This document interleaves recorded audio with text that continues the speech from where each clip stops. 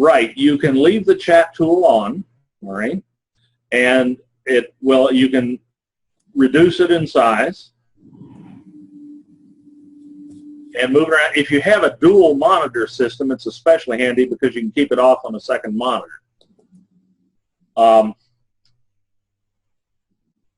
It's automatically undocked in Zoom.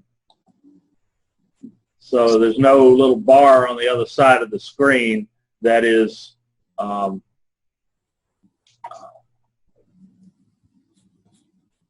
that automatically has the chat window in it. So you got to move it around and decide how you want to display it. Or you can keep it hidden, and as long as we're in the video view here that you see, the chat window, if somebody posts to the chat window, a little message will pop up.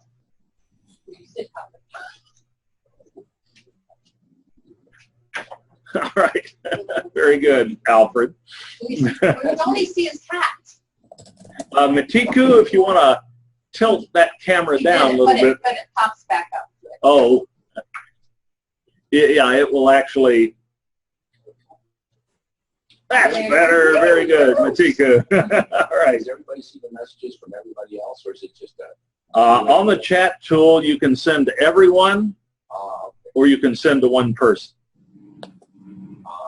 Matthew has just sent one to Rob, but he sent it to everyone so everybody saw it. You have the option to converse quietly, pass notes in class, or share with everyone. So that's an alternate communication channel.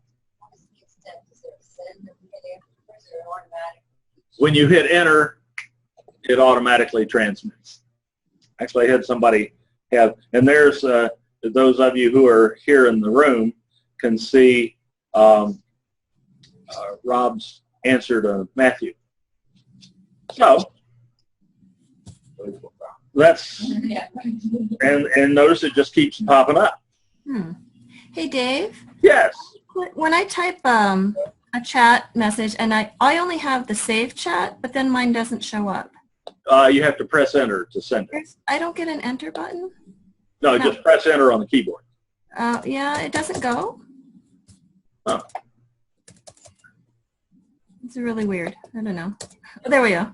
There. Okay. I had to select it. Something odd. Okay. All right, thanks. It's the magic of Dave, you know. And that's something I need to remember because someone else the other day had that problem. Said the chat wasn't working for me. Well, it wasn't working because they weren't hitting enter. They were hitting save chat, which saves the chat record on your computer. So you have it to refer back to. So that's a little unclear. So that saves everything all the way back. Yeah, saves everything all the way back.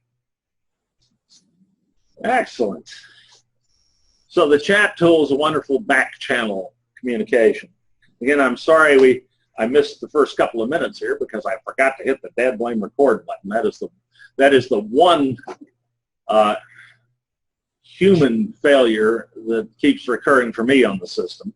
There's a little record button down in the menu at the bottom of the screen, and as the originator of the session, I can record.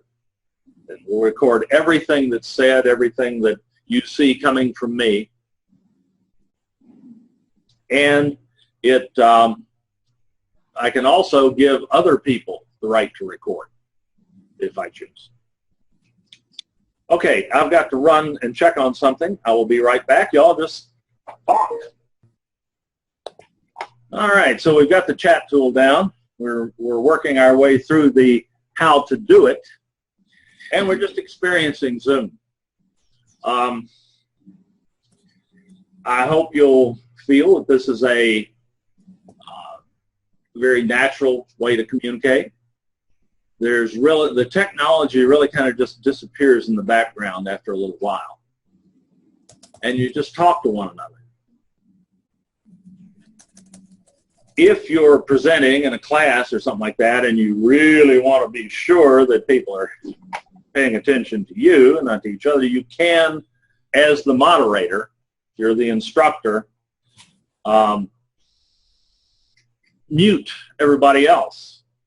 There's a Manage Participants button in the menu, which you're seeing on and off the bottom of the screen when you mouse over the screen, and that will show you everybody who's there.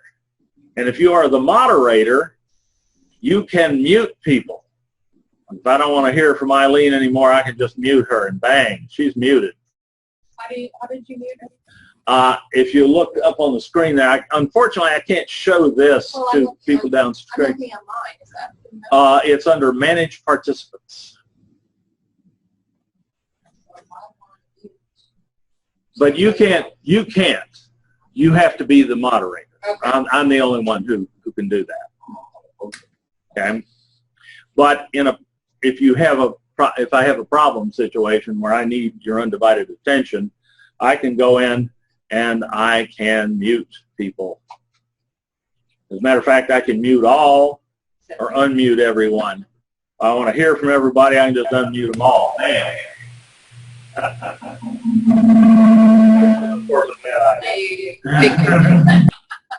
Okay, now I've muted everyone but me. You can unmute yourselves, if you would. Let's see. Eileen, I've unmuted you. Unmuted David. He unmuted himself.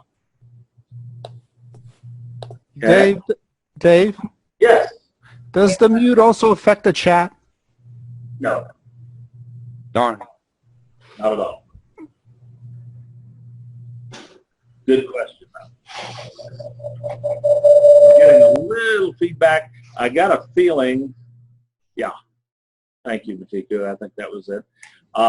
One thing you can't do very well with Zoom is have multiple microphones running at the same time in the same room. No video conferencing system is designed for that. So it's important that if you have a mixture of people online and face-to-face, that the ones who are face-to-face, if they're using Zoom, which they don't have to, they can just participate as they normally would in a classroom. And you certainly don't need a computer in front of you to sit in a classroom during a Zoom class session. But if you're playing like we are today, you just want to make sure that you keep yourself muted.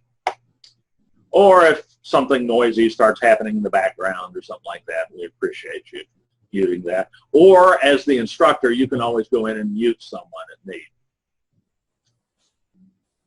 Alrighty. Again, I apologize for not hitting record right off the bat, but I don't think there was anything that was said before the recording began that we haven't reprised at this point.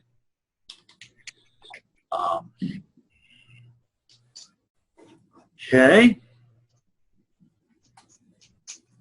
Let's just start thinking about how this could be useful to you. Can anybody jump in? Again, this is unstructured. I want it to be much more of a discussion than a lecture. So jump in. What do you think you could do with this? I teach math. Okay. All right, and I've tried the document camera, and that was one of my big questions. Is I can't seem to get it on the big screen, get it in the little picture, which is hard to see. Well, we're going to show the document camera here in a bit, Okay. and we're going to see how you can get it bigger.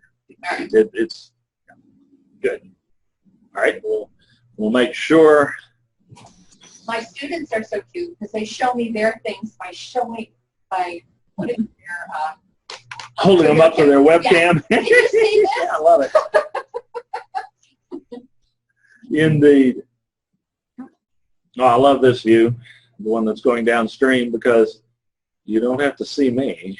And I don't have to look at myself. Okay, that's great. Yes. So using you can use Zoom to transmit effectively whiteboard type content. You could point your webcam to whiteboard and do that, but it actually works better to do what Carol is describing, which is to use a White back. document camera and a piece of paper and a marker. Since that's come up, let's go ahead and show that. First off, let me show you the camera I'm talking about. Oops, that's not the camera I'm talking about. That's me. There we go. Here's the camera we're talking about. Pull it out from behind that other one there. This is called an IPVO point-to-view document camera. Let me put that in the chat.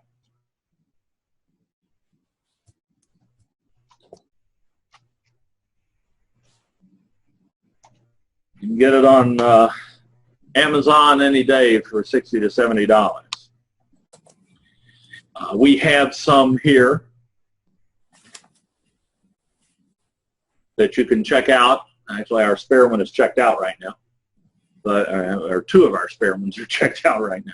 But it's an inexpensive piece of hardware, and what you can do with that is really pretty remarkable. I'm going to share my screen. That's something else we're going to see a lot of here. Not only can you send your camera video downstream, you can also share what's on your computer screen. You do that just by clicking the green share screen icon in the menu at the bottom of the video window. Only one person at a time can do that, obviously, but anyone can do it who's in the session.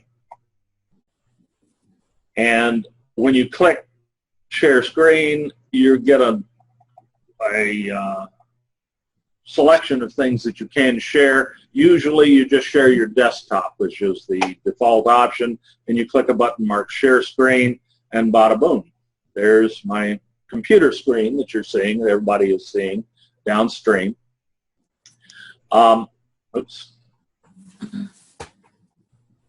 Straighten that up. Right now, what I have up on my screen is an application. I just brought it down, obviously.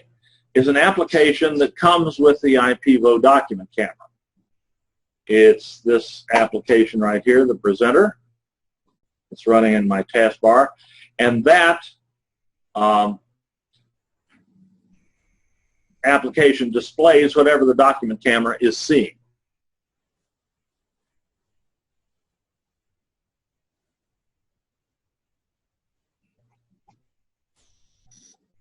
That application can take up more or less of the screen as you wish, and you can resize the window in the usual way with Windows. I just see if I can hit the lower corner there.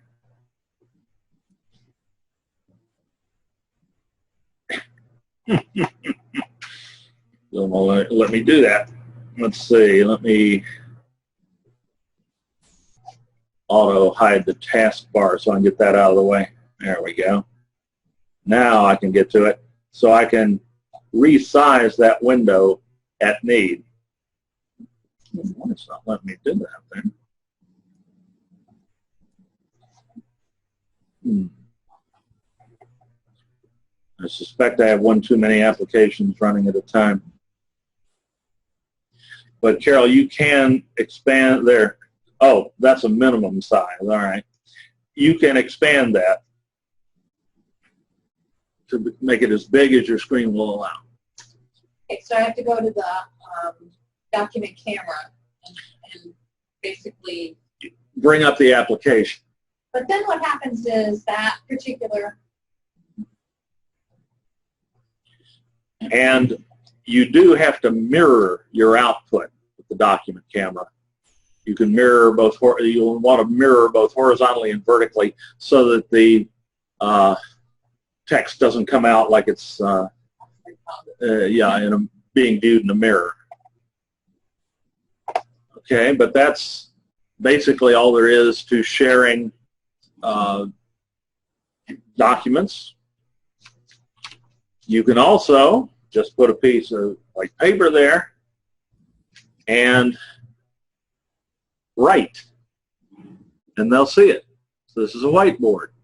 You can draw diagrams, I'm a chemist, so I'll put a chemical reaction up here. Nitric and sulfuric acid and benzene will make, and heat will make nitrobenzene. Hard to convey that sort of thing online through a computer. It's hard to type things like that out or draw them with a mouse or something.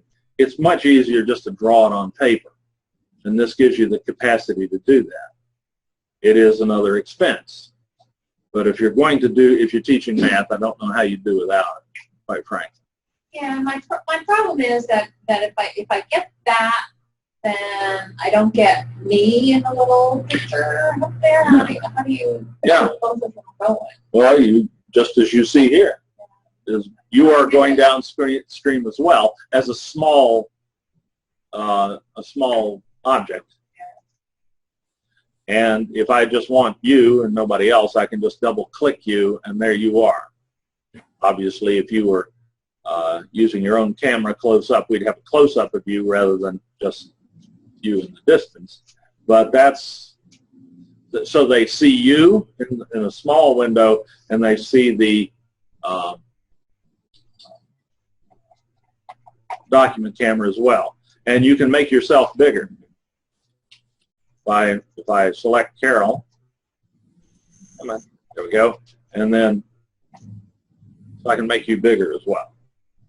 And you only have 2 cameras there, I believe. I guess that one right in front of yours.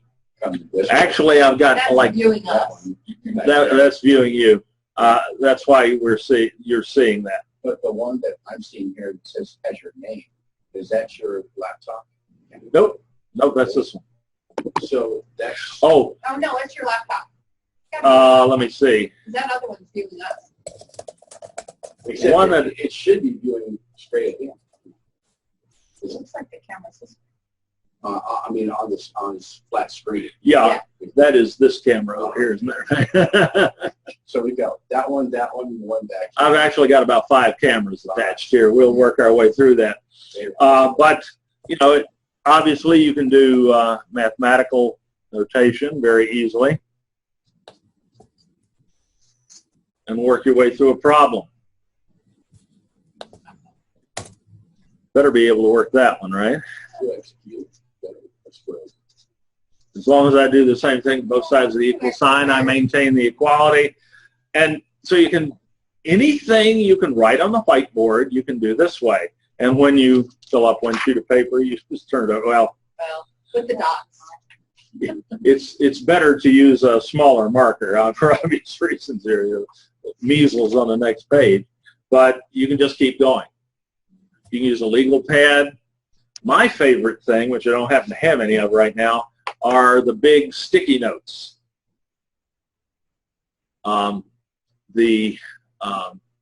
can go to Walmart and buy sticky notes the size 8.5 by 11, and you can paste them down onto the table and fill one up, and when you're done, just rip it off and put another one down and fill it up, and then bring them back and forth. You can hang them up on the wall, anything you want to do. They're very handy that way. Hey, Dave. Yes. Eileen, say I'm conferencing with my students and we're doing like an all-class activity, and I want them all to focus on one particular student. As the presenter, can I just select one person that everyone has to look at, or is it default that we see what we want to see?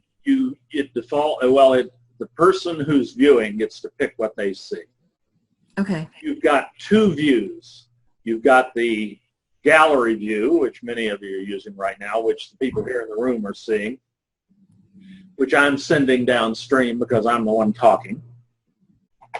Or, well, no, actually, I'm not sending it downstream. You're seeing whatever you have selected. And then there's speaker view, where you see whatever the selected camera is for the person who's talking, which happens to be me right now. And I have selected a camera which is pointing right at Mike and Carol. So say I have 20 students and I want like a particular student to show his or her paper to everyone else. I would have them share their screen and just expect everyone to look at that one person, like double click on that person's Well, face. now, if you would just ask everyone to go to speaker view Okay. and then allow that student or ask that student to share his or her screen, Okay. start talking. Okay. And in speaker view, as the name suggests, you hear whomever is, or you see whomever is speaking. Oh, okay. So that takes care of itself. So where is that? Where do you, so click on, Where do you, click on that link. all you do to switch views is mouse over the video window and look in the upper right-hand corner. There'll be a little button that says either gallery view or speaker view, depending on which one you're in. And that will switch you to the other. But again, you can't control that for someone else. Only you control your speaker. So can you put just Eileen up there? Just click on her? No. Oh. Not from this Sorry. view. If I go to speaker view, yes. Okay. I can force someone's view. If you go to speaker view and then look, you'll get a little row of webcam thumbnails across the top of the screen. If you find someone you want to view, you can just double click their image at the top of the screen and they will then fill the screen for you. And then you can switch back to the active speaker at any time. So good questions. But we can't, so we can, as the presenter, force the view onto the other people? Yes, you can. Within limits. Within limit, okay. Okay, you can't change whether they're in speaker view or gallery view. Okay, They so I get just have to decided ask them, But if right? they go to speaker view, Uh-huh. again, you can't really force them to see. The speaker view shows who's speaking. Okay, so I'd have to ask them, okay, so I'd ask the class to go to speaker view, and then I'd ask a particular student to share screen, and then have everyone double click on that person?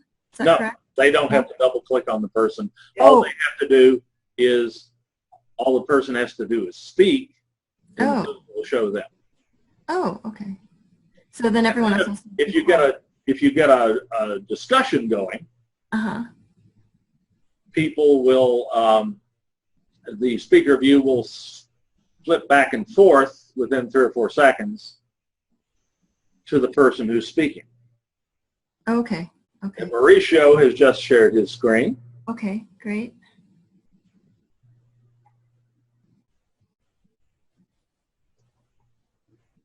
Okay. Yeah. And Mauricio, if he speaks, we'll hear him. And indeed, that is one. Yeah. Go ahead, Mauricio. So basically, you're giving the screen. The person that speaks is you're able to see my screen, and you have the possibility of annotating up here Oh, nice. the Okay. document. Indeed. Here's a fun thing, and I'm still trying to. And you can give control of your screen to another user. Ooh, That's nice. indeed how you use Zoom as a support tool. We'll cover that here in a little bit. But there are annotation tools. Since Mauricio's sharing his screen, if you look at the top of the screen, there's a little bar that says you are, in green, says you are viewing Mauricio Cordero's screen, and right next to it is an options menu. And one of the things you can do on that options menu is annotate, and it gives you a little drawing tablet or a drawing panel. And if you click draw and select the little squiggly lines, we can all draw. So why don't you all draw for a second? Forgive me for running back and forth here, but I've left something somewhere I have to get it. I'll be right back.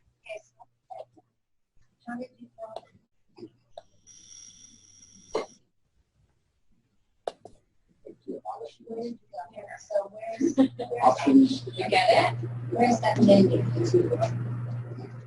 I just went to draw and then picked mine. So which group's the options? Hi. Where's your options? Somebody you please. Here, but I don't see it.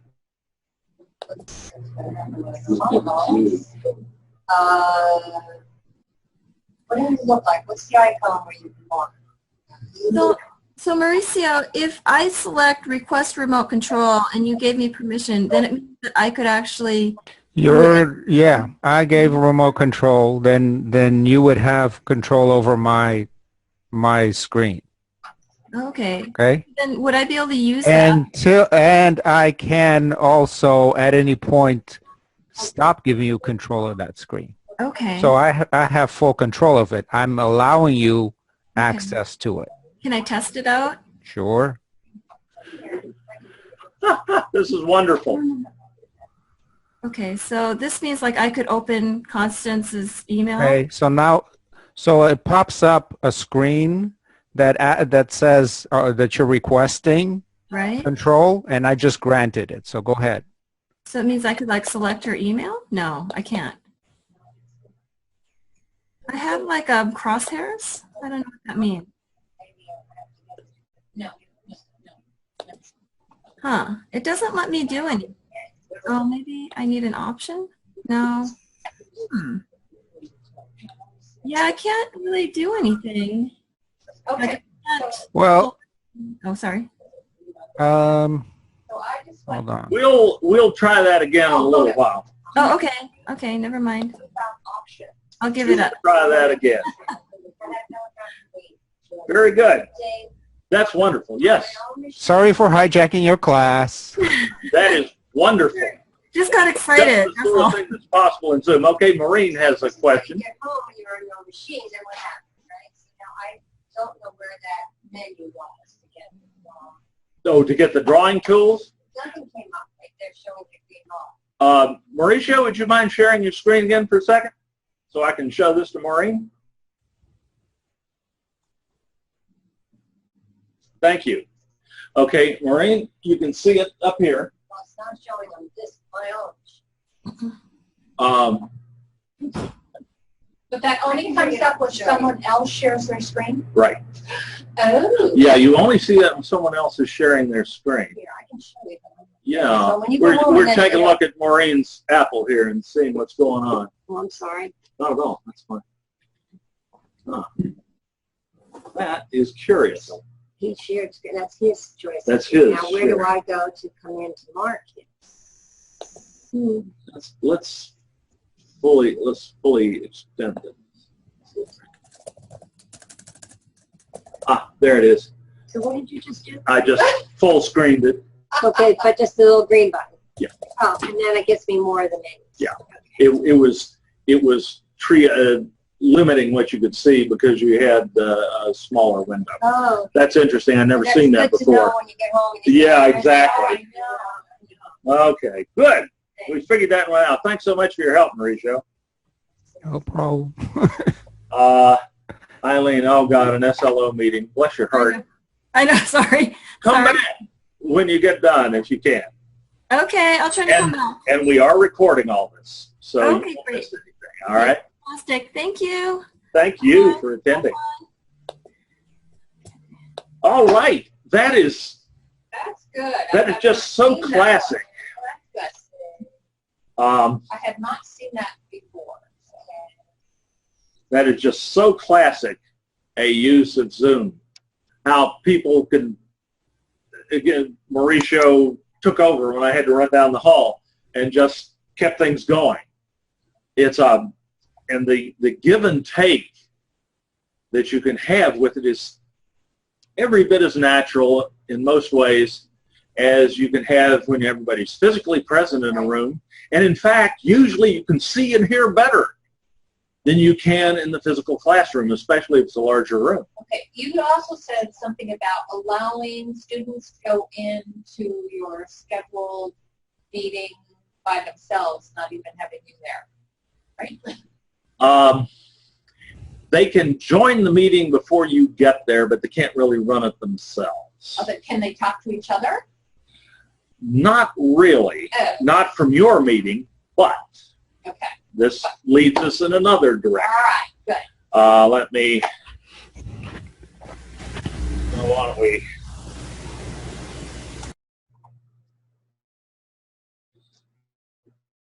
go to gallery view here and bring me up. There I am. I'm doing some stuff here that you typically will not be able to do unless you have a very complicated setup. We're going to talk in a minute about what you need at minimum and so on. But right now, oh God, where was I? We were going to try to, can the students come into Oh, thank Zoom you. by themselves? Okay, thank you so much. Keep you on track. Yeah, Lord, Senior I tell you. moment came. Senior moment, exactly. Well, I come by it honestly. No, your students can't use your account to hold meetings on their own, but let me share my screen for a second here. They don't have to. They can go and, let me see. You know, it tends to be so much you don't even know what to press. No, my taskbar is frozen. Just a second. Let me stop that from hiding itself.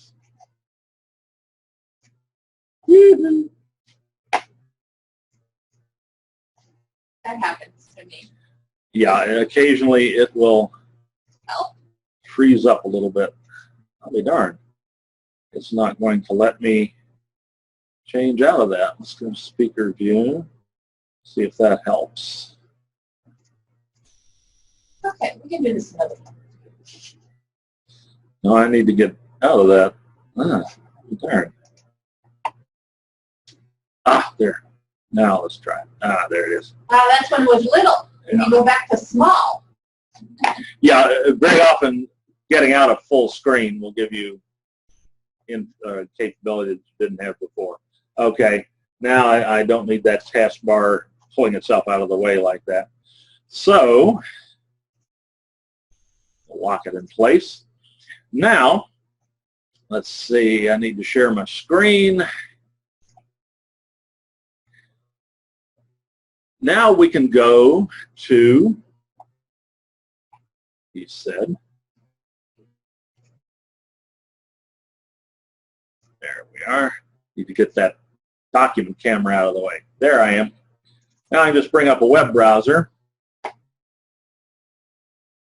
and just go to zoom.us.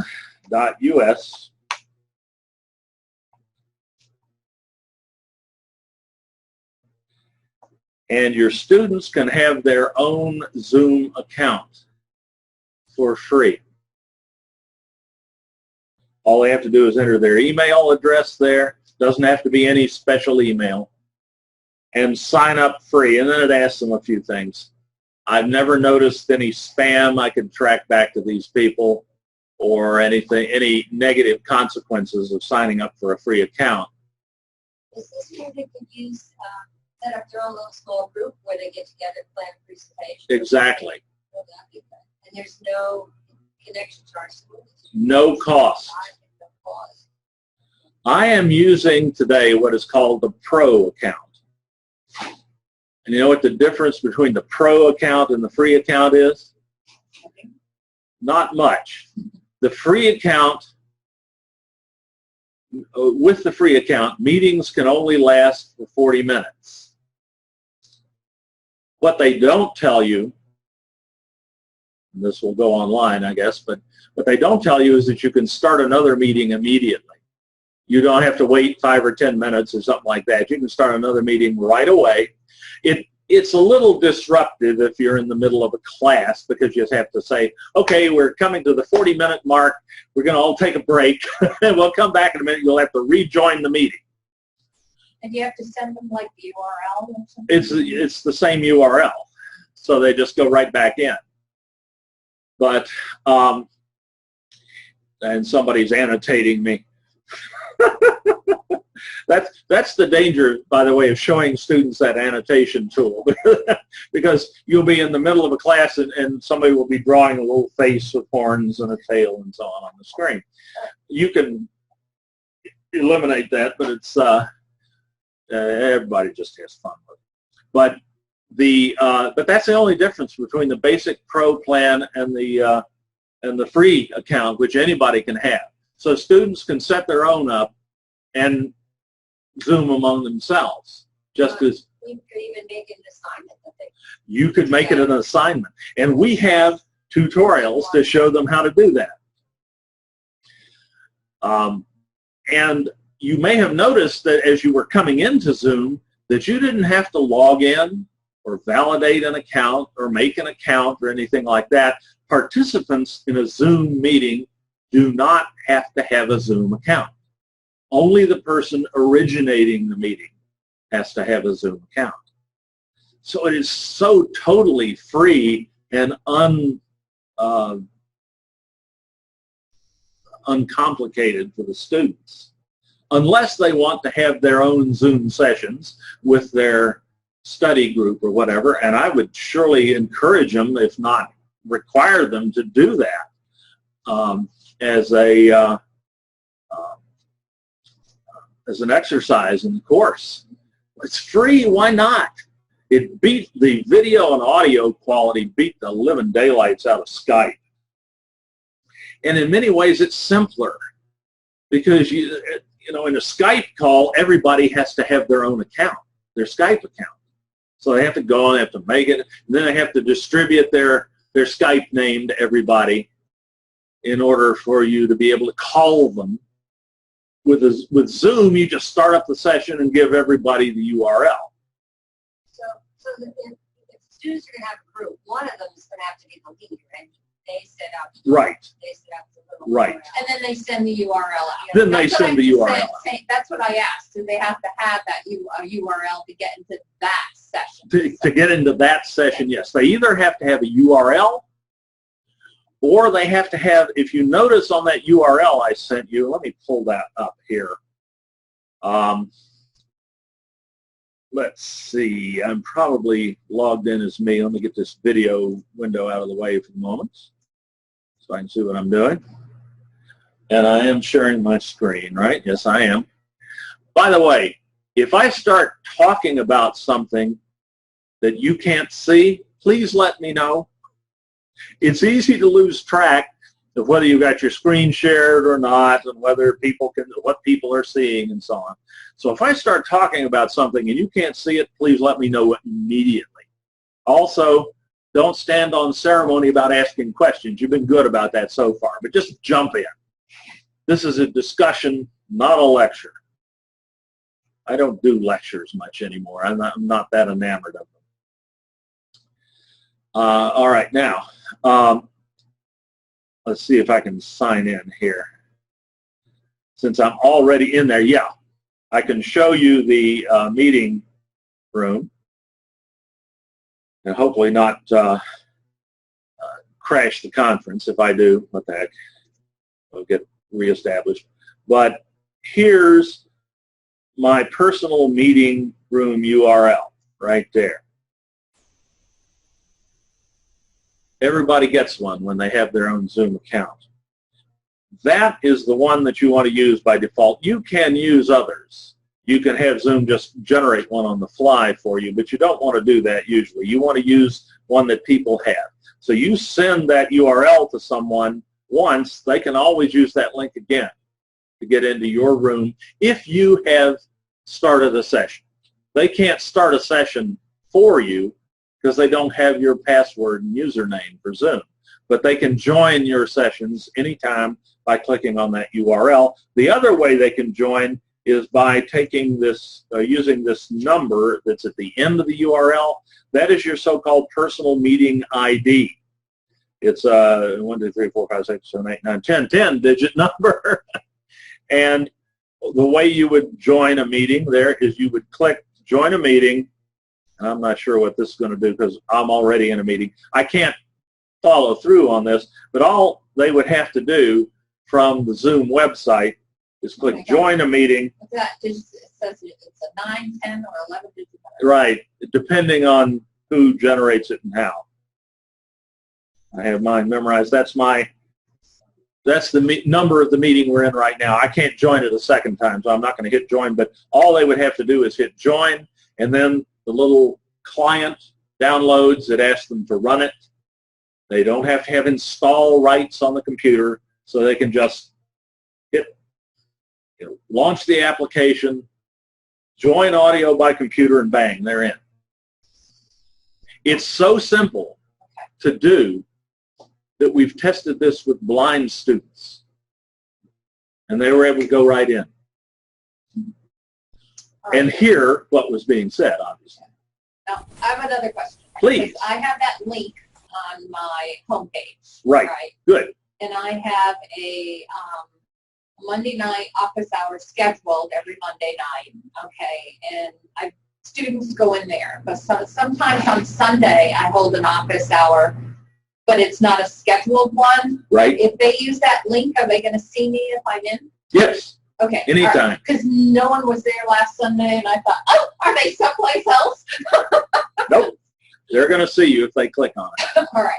And if they click on it and you're not there, they get a little box that says, your instructor is not, or your meeting moderator isn't online yet. One person said he was there, and I'm going, but I was there for 45 minutes waiting for people.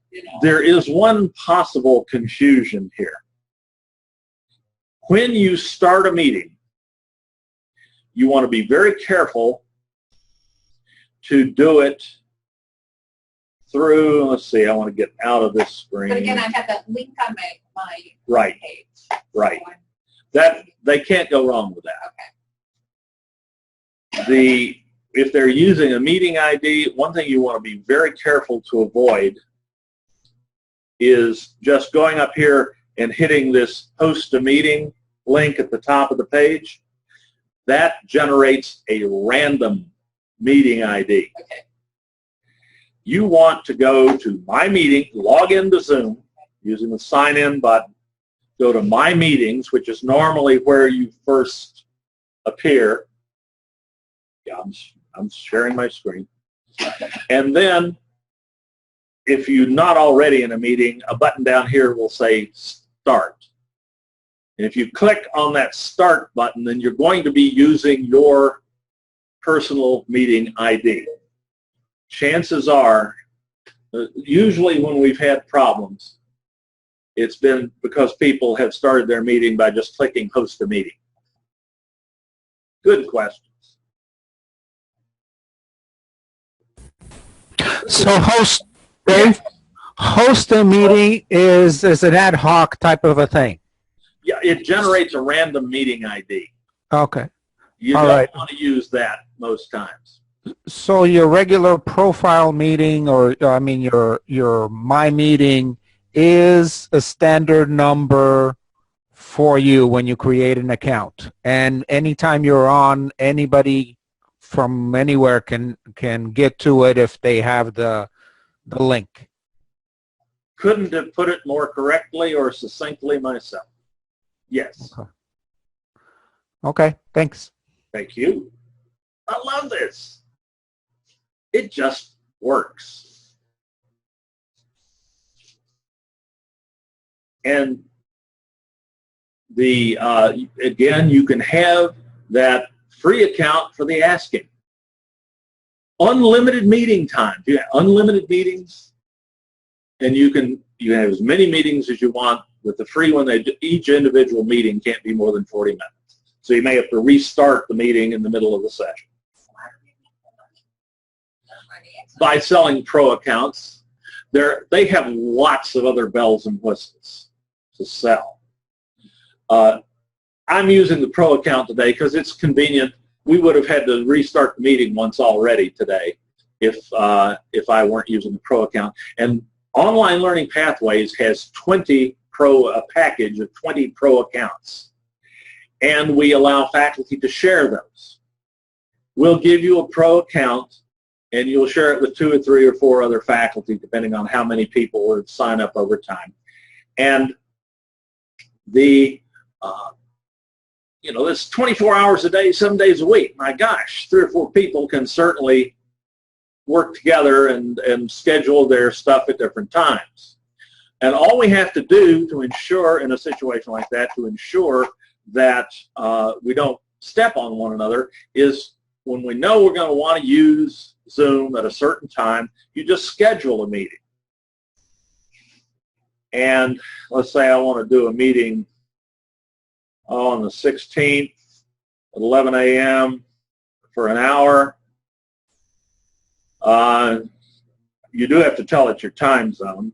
They assume Pacific because this company is located up outside of LA. They're local folks. And you can set a password on the meeting if you want to make sure that nobody else gets in or the wrong people don't get in. If you enable join before host, they can actually come in and they can be there waiting for you. Is the chat on? Can you type then? No. They can't really do anything until you get in there, yeah. And you can also force your account to use your personal meeting ID so that you don't forget and accidentally start the meeting the wrong way. If you have this checked, it's going to use your personal meeting ID no matter how you start the meeting. Even if you use that host a meeting link at the top of the page, it'll use your personal meeting ID if you have that checked. But anyway, then you just schedule the meeting, and it shows up on my meetings. Does it send it to, do you ever send it to email people?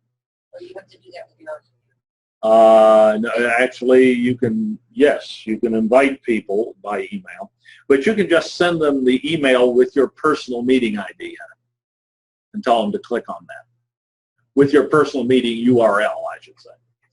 Or you can send them the personal meeting ID and tell them to just click join a meeting and enter that.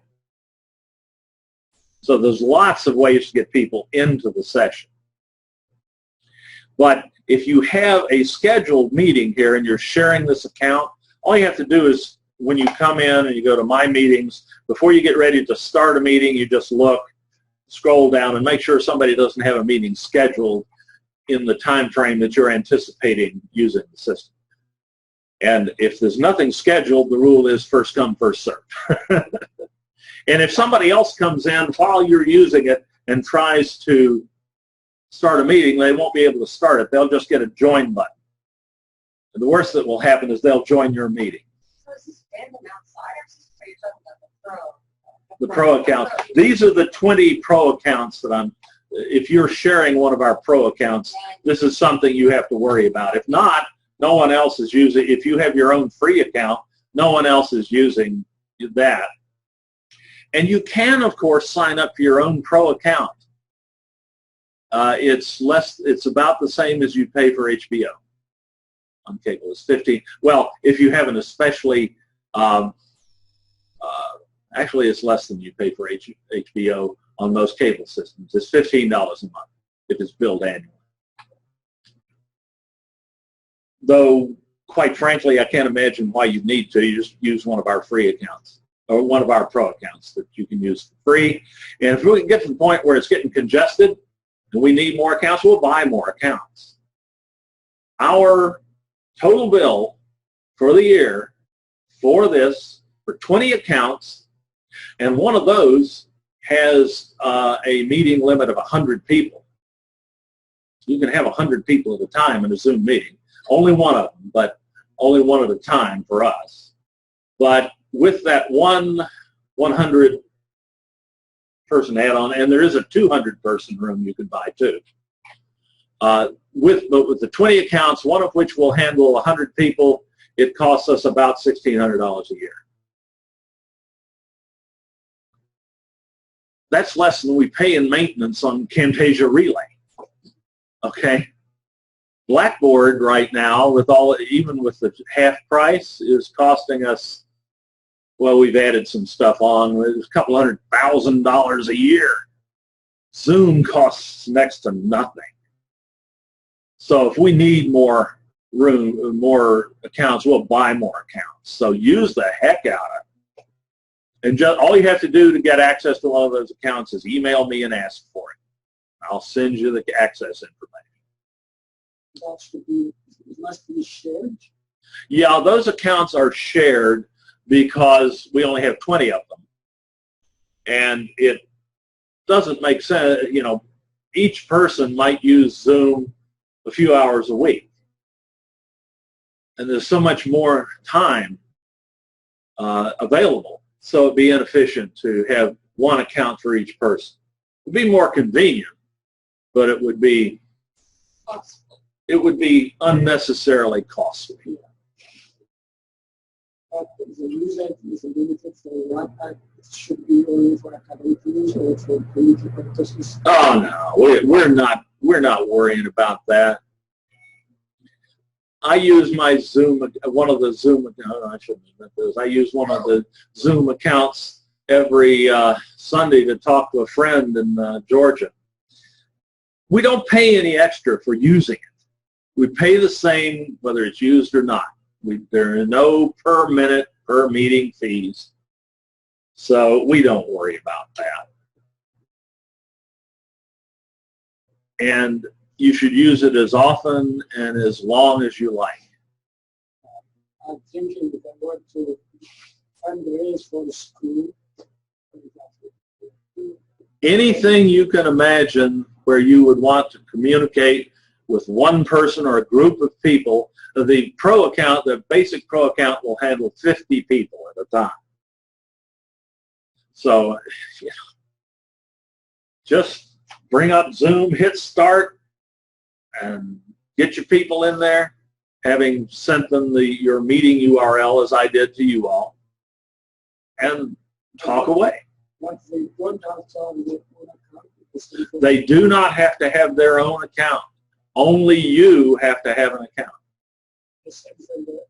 Just send them that URL, and they can join your meeting in progress. It's as close to free as anything useful that you're ever going to get in life. Is it only within the U.S.? No, it is worldwide. People are using it worldwide. Dave, the pro account, is there a time limit on that? No time limit. Okay. Your meeting can be as long as you wish. Good. We can run meetings of 3 to 4 hours numerous times. Suppose the student somehow gets ill or something and say, well, it's contagious. I suppose you could use your account after see your classroom, be part of the classroom if they're not there. Oh, yeah. Oh, wow. Just in case that didn't come through on the mic, the question was if a student were ill or unable to attend for whatever reason, and you fired up Zoom in the classroom, could they attend remotely? Absolutely. They don't want to start not attending. What's a special circumstance? Okay, now Get the URL. here's a great pedagogy discussion.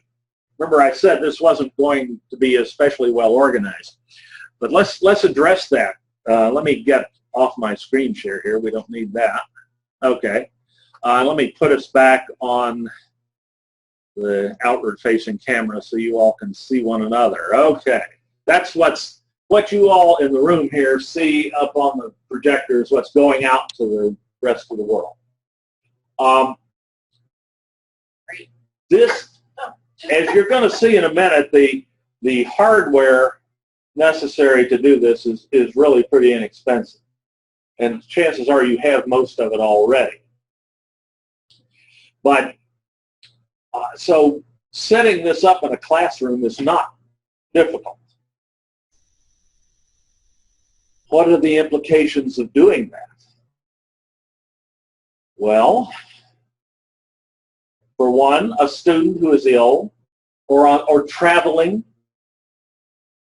can attend your class and not miss it.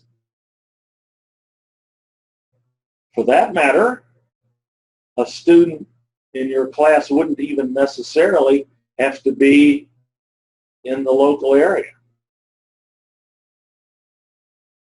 it's like knocking the back wall of the classroom out and letting it reach all the way around the world, as Carol asked. Will it go worldwide? Yes. You could have students anywhere, and they could be attending individually. They don't have to come together as we used to have to with the video conferencing classes we offered 20 years ago, where the students in a remote location would all have to come together and sit in a video conferencing room together.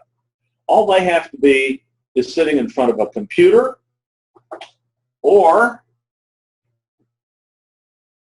in front of a phone. You can attend on a phone. Let's see, I've got a chat message here. Let me look.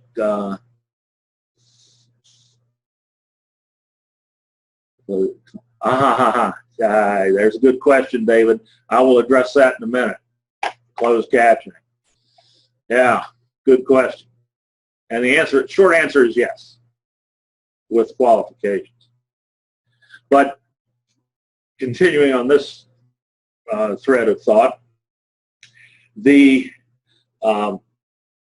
person can join from anywhere, individually. They don't have to group together. They can if they want to and share a camera and a computer, but they don't have to. And they can be anywhere where there's halfway decent bandwidth. And by halfway decent bandwidth, I mean there's a very low standard with Zoom. It's exceptionally efficient. You can participate in a Zoom meeting from a cell phone on a cellular data connection. I've done it a lot. You have to have an app? You do have to have an app. We'll go into that in a minute. Don't let me forget that, will you? Okay. Since we are bouncing around here. But the app is free. So people can attend your class from anywhere, and they can experience that live session. They go to gallery view, they can see everyone.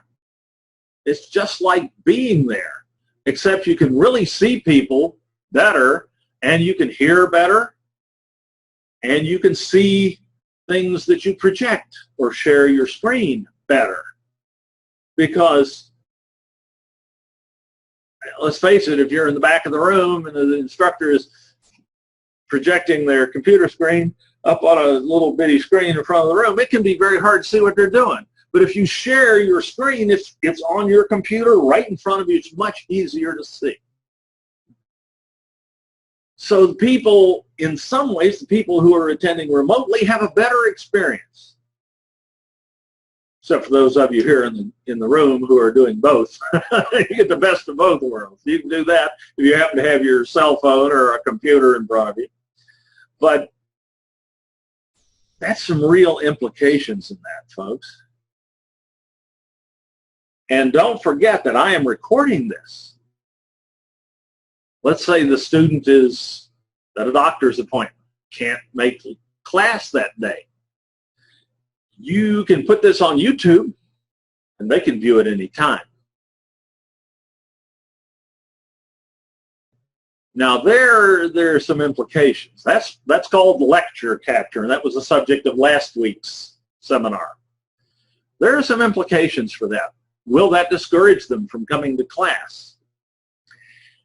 There have been some controlled studies on that, and the results are inconclusive. Some studies have suggested, well, yeah, students might not come if they have the option to view the entire lecture and hear everything and see everything later. The only thing they miss is the ability to participate live and ask questions, and some of them there's some indication that in some cases they may opt to do that. But other studies suggest that the people who are going to skip anyway, whether you put the recording up or not. So, and the ones who are going to come because they're interested, or they really value the live the give and take. If they're graded activities throughout, you're going to come. And if you do graded activities that they can only do in class, yeah, paper activities, there are ways to control that.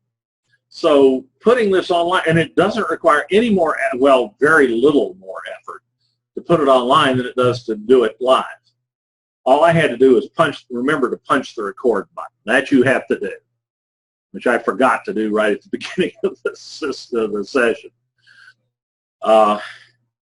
It's not but there's an option in your Zoom account to have it automatically start the recording when you start Zoom.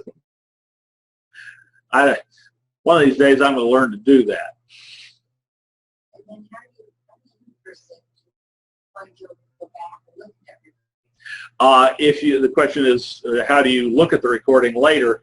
I'm going to show you that process here in a minute. But basically, you put the recording on YouTube. And you can make it either private or public or unlisted or private on YouTube. So if you don't want it visible to the entire world, you can arrange that. Or you can make it public and let everyone benefit from it. Good questions. Okay. Let's see, there's one other implication I'd like you to think about vis-a-vis doing this from the classroom as we're doing right now. And that is the issue of blended learning. Okay, there's online learning, fully online learning, where everything is asynchronous. Students do their work on their own times, and you never actually talk to them in real time. And then, of course, there's a traditional classroom where you're together for 2.5 to 3 hours a week or 4 hours a week, and that everything happens there and there's nothing online. That's becoming more and more rare. And then there's an entire spectrum of stuff in between. Many face-to-face classroom classes now have a Blackboard site where you can share information with your students, use the communication tools with Blackboard and so on. And some classes, partially or online or hybrid classes, have both class meetings, face-to-face class meetings, traditional, and online components. And typically in a hybrid or a partially online class, you would not meet for as many hours as you would if it were a fully classroom class. So you have this spectrum from fully online to fully face-to-face. And everything in the middle is termed blended, generically. And taking the three cases, fully online, fully face-to-face, or blended, which one do you think a massive amount of research suggests is best? Blended. That comes through in study after study. Blended is better. But there's a problem with blended or partially online classes. What's the major problem? Remember, there's some face-to-face class sessions. Right, getting everybody there. Getting everybody there. If you're doing blended learning, as we see it most times right now, the students in the blended class still have to be your local students. They have to be able to get into the classroom 1 to 2 times a week. And right there, you cut out a significant chunk of your population. Either people who cannot come to class because they live in another state, or people who are disinclined to come to class, or maybe can't come to class because of a family situation or a physical disability. You got 3 kids at home. That's not a disability. I'm not saying it's a disability. That's a family situation. And it's just impractical for that person to take 3 or 4 hours out of their day to find a babysitter, get in the car, drive to class, come back, pay the babysitter. So there's a good reason why most of our online classes are fully online. They're much more popular because they meet the needs of students better. Because that coming to class for one reason or another is not attractive to those students. blended or partially online hybrid classes do not fill as fast as fully online classes. But with Zoom, if you have a blended class, there's no technical reason why the students can't attend class from home or from wherever they happen to be, as long as they have an internet connection of some sort. Think about that. What would your team say about it? Well, the major issues with that are political and administrative. What would your dean say? Are they having full contact hours? Would we consider that to be the full contact hours? That's a question that has yet to be addressed. There's no way to track that they watched. Not really. Well, you can require them to come on and use their webcam. And see them there. Yeah. Yeah, and you can see them there. You can give it a special assignment and then email it to you, and if they didn't watch it. That's right. Or at some point during the session, you can say the secret word. And those of us who are old enough to remember Groucho Marx will remember a little duck coming down from the ceiling with the secret word in its teeth. There are ways you can verify whether they were there or not for at least a good part of the meeting. So that could be dealt with, I think. But right now, that's a gray area or an area that's under consideration. But think of how that could expand our reach. It can also save marginal programs. Even if it's a face-to-face, fully face-to-face class. Let's say you don't have enough students on one campus to fill a program. With something like Zoom, you can have students from other schools, from Miramar, Mesa, City, continuing, whomever, attending. They don't have to be on your campus. Again, there would be some administrative issues there. They wouldn't necessarily even have to be in the San Diego area, as long as they got admitted to one of our colleges and signed up for the class, paid for it. They could attend. So programs that have marginal enrollment can be saved this way. I've seen it happen with the more traditional video conferencing technology we used to use 20 years ago.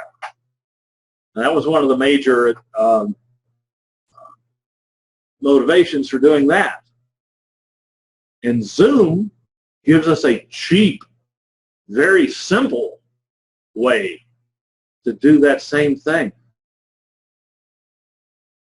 As a class you're having trouble making, if you can offer it, I mean, have a classroom, have people in the classroom, just as we're sitting, as the four of us are sitting here. But let people come in from the outside. You know, some real questions, real implications here.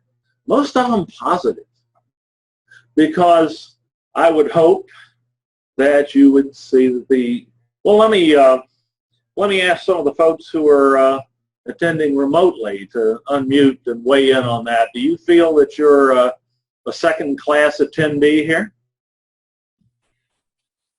I feel like I can get away with more stuff. I can do two things at once. Yeah. Is that terribly bad? To be honest.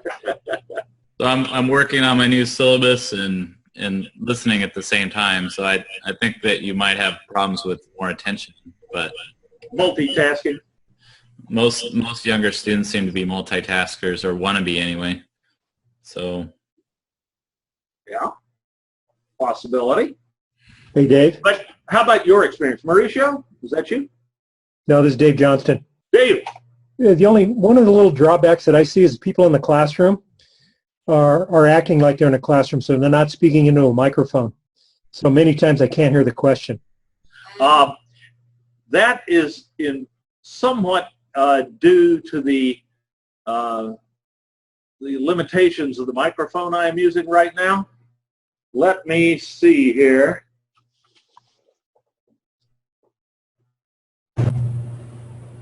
Okay, I just switched microphones. David, can you still hear me?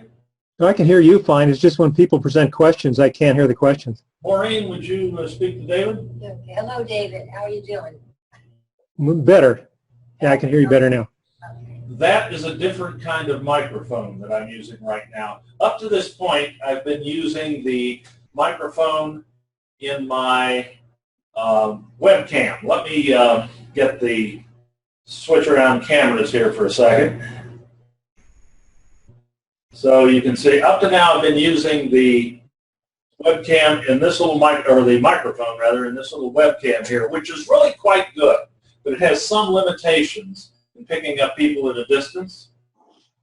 What I am in fact using now, switch cameras again. Forgive me for making you dizzy. I'm going to move that around, warning. What I'm using right now is this microphone that you see on the table. That black one there with the red light on it. That is a purpose-built video conferencing microphone. It's called a boundary microphone. You have to set it on a surface. But it has much better distance capabilities. The only reason I haven't been using it up to now, are you noticing that I've got a little bit of a bottom of the well vibe to my voice now? Just a touch, yeah. Just a touch, but it's still very clear, right? Mm-hmm. Yes. Yeah, so I was using the other one because you get a little bit better sound quality off of it. When you're behind it, it's designed to pick up people in front of it. And when you're behind it, there's some loss of sound quality, but not from the front. So there are ways to improve that experience. That microphone costs $77 on Amazon. But if people speak up, and you keep writing them about doing that, the microphone in the webcam is really pretty decent. And there are other things you can do, of course, if you want to spend some money, some real money, in setting up multiple microphones in a room and so on. But the whole point of Zoom, to me, is that Zoom doesn't require all that. You can, at the most, $200 or $300, set up a classroom to very effectively hold a Zoom session with people physically present and people at a distance. But what you're saying, David, is one challenge of video conferencing, no matter how you're doing it. And that's why I've been trying to restate the questions of people here in the room, just in case it was a little hard. It's hard. I can't tell whether you're hearing them clearly or not. So that can be handled that way, too. But I'm going to leave that video conferencing microphone in the line for now. Okay, that comes under the heading of hardware. Okay, I think we've come to the end of that. Does anybody have another question before I move on and take another? I think one more thing, Dave. Yes. Is that with the chat, I can see students being able to talk to each other privately. Right. So if they're self-conscious, they don't want to ask online, they could pick out somebody that they know and said, did you understand what he just said there? Or they could have private conversations, so it actually might increase the learning environment in a way that's more comfortable for them. So I see that as an advantage that wouldn't be in a regular classroom. So. You got it. And the chat tool is a terrific back channel.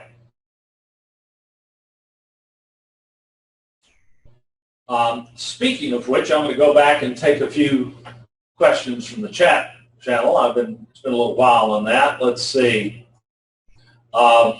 Matthew has asked, can you set up a standing link to be used all semester?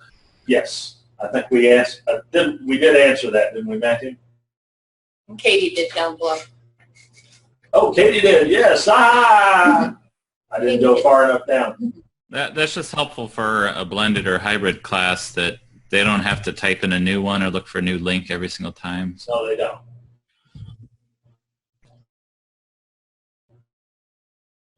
Thank you, Katie. Sorry, I got a phone call, so I was muted and had my camera off there for a little while. I'm here. Welcome, welcome.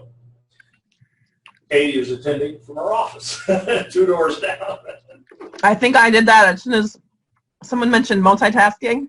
Yeah. And my phone rang. Just right on cue.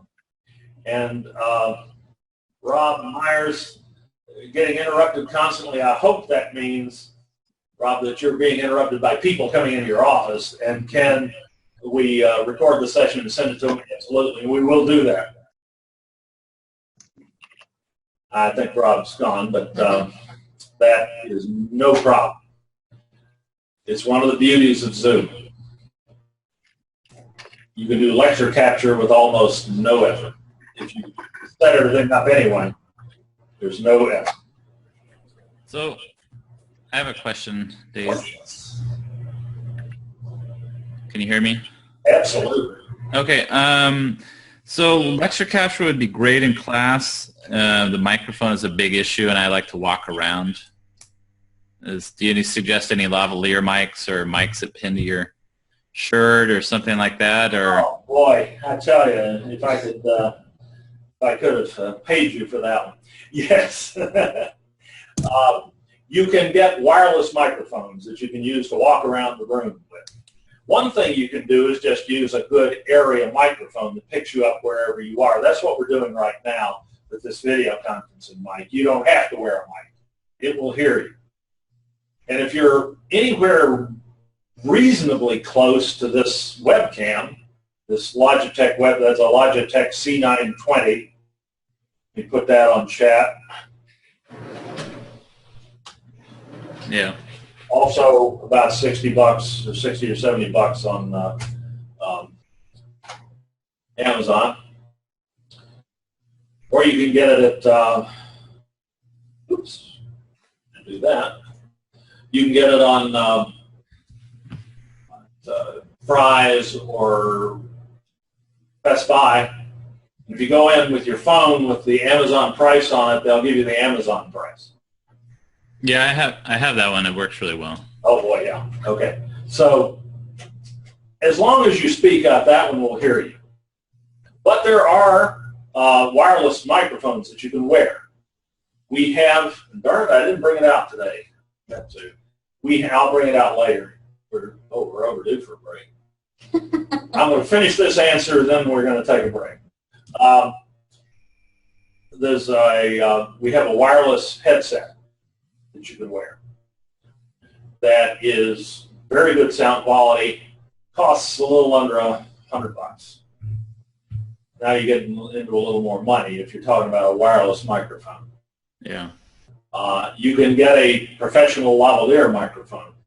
What you can't really get is a lavalier that I haven't been able to find that connects via USB. That's what I struggle with. But you can buy, if you want to get seriously involved, you can buy a USB audio interface into which you can plug regular microphones. That interface will run you anywhere from about $65 to about $150. Then you can buy a wireless lavalier microphone, which can be had for anywhere from about a little under $100 to whatever you want to pay. And you can plug that into the USB audio interface, and then you have a lavalier mic with very high quality audio, and you can just walk around your tent. So there are ways to do that, ranging from nearly free, you got to have the webcam anyway, to a significant investment. Does that answer your question?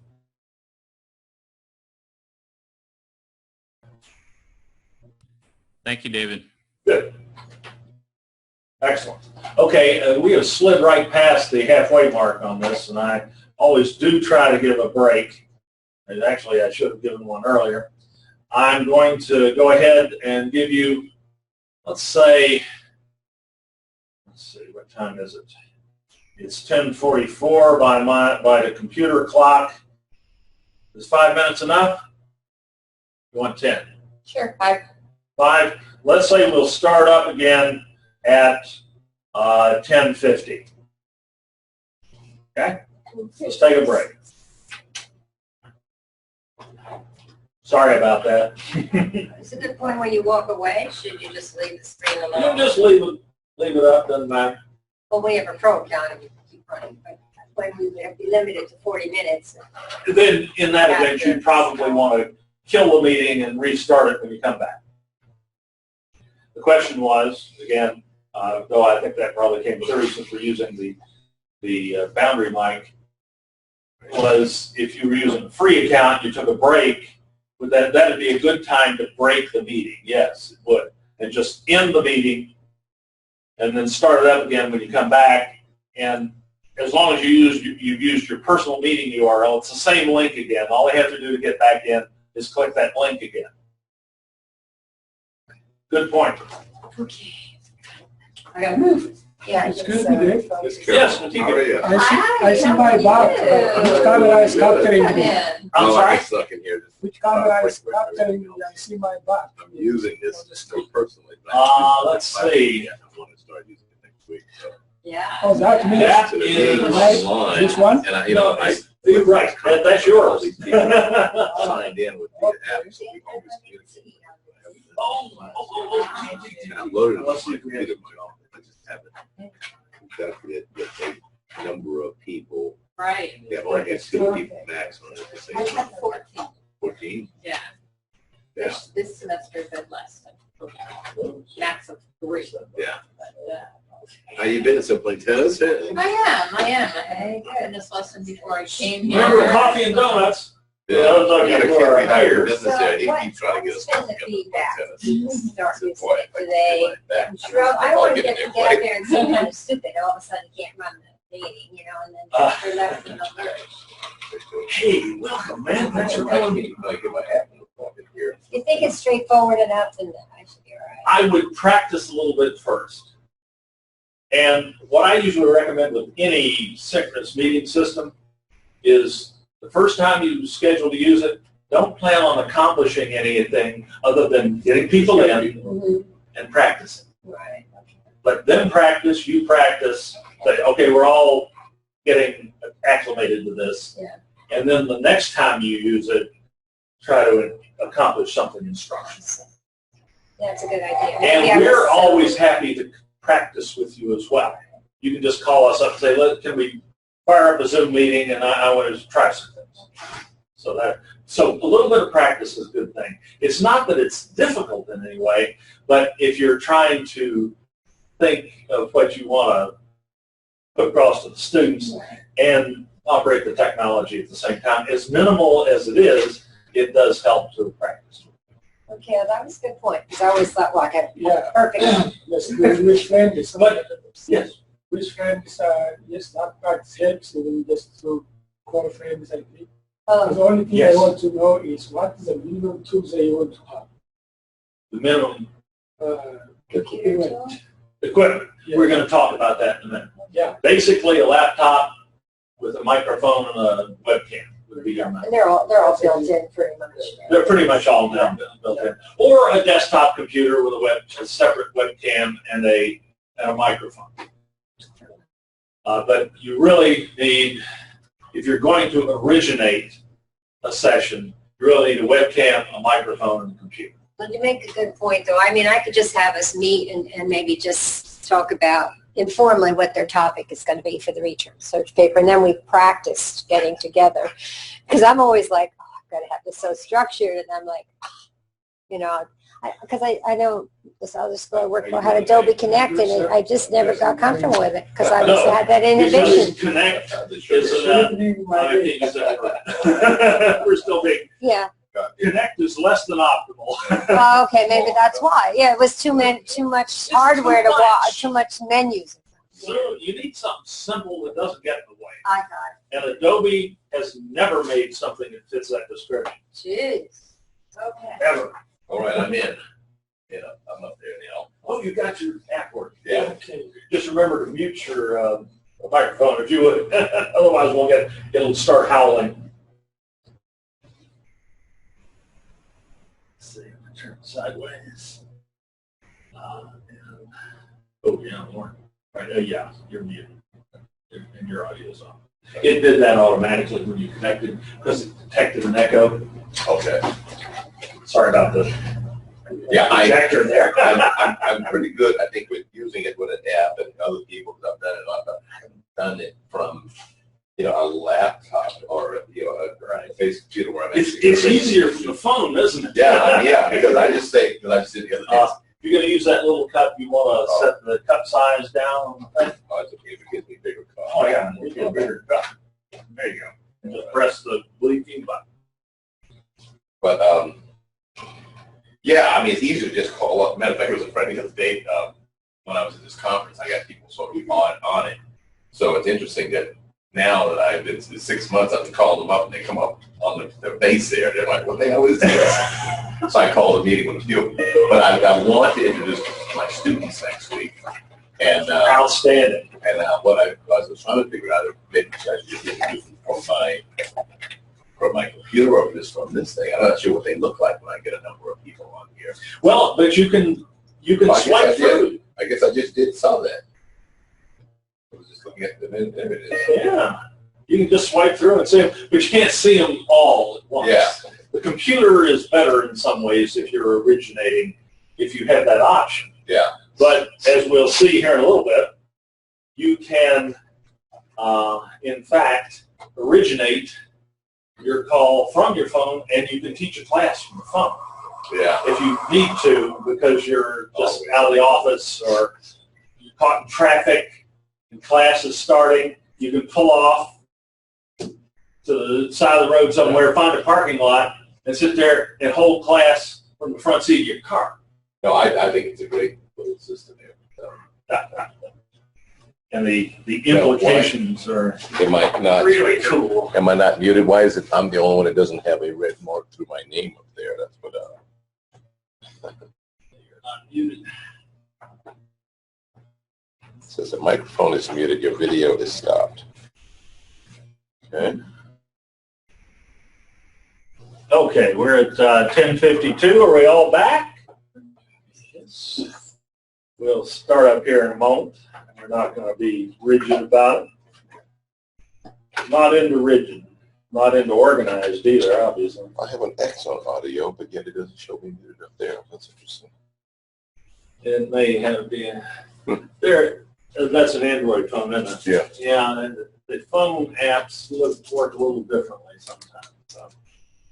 But I know you are muted. Otherwise, we'd be hearing you through the speakers here. And we'd probably be getting our feedback loop. He's moving. Well, he says the stuff that everybody wanted to hear. I mean, hopefully he's going to get it done. He's just building buildings and whatever else he does. I think Build he's, cities and give jobs. I mean, that's what we need, right? he's very persistent. That's what I say. Very well. Well, he would, I think he'd be the kind of person who would go and get the people to get it done. Maybe he can't do it himself, but I'm saying, I hope those of you at home managed to get some refreshment during that break or take care of necessities.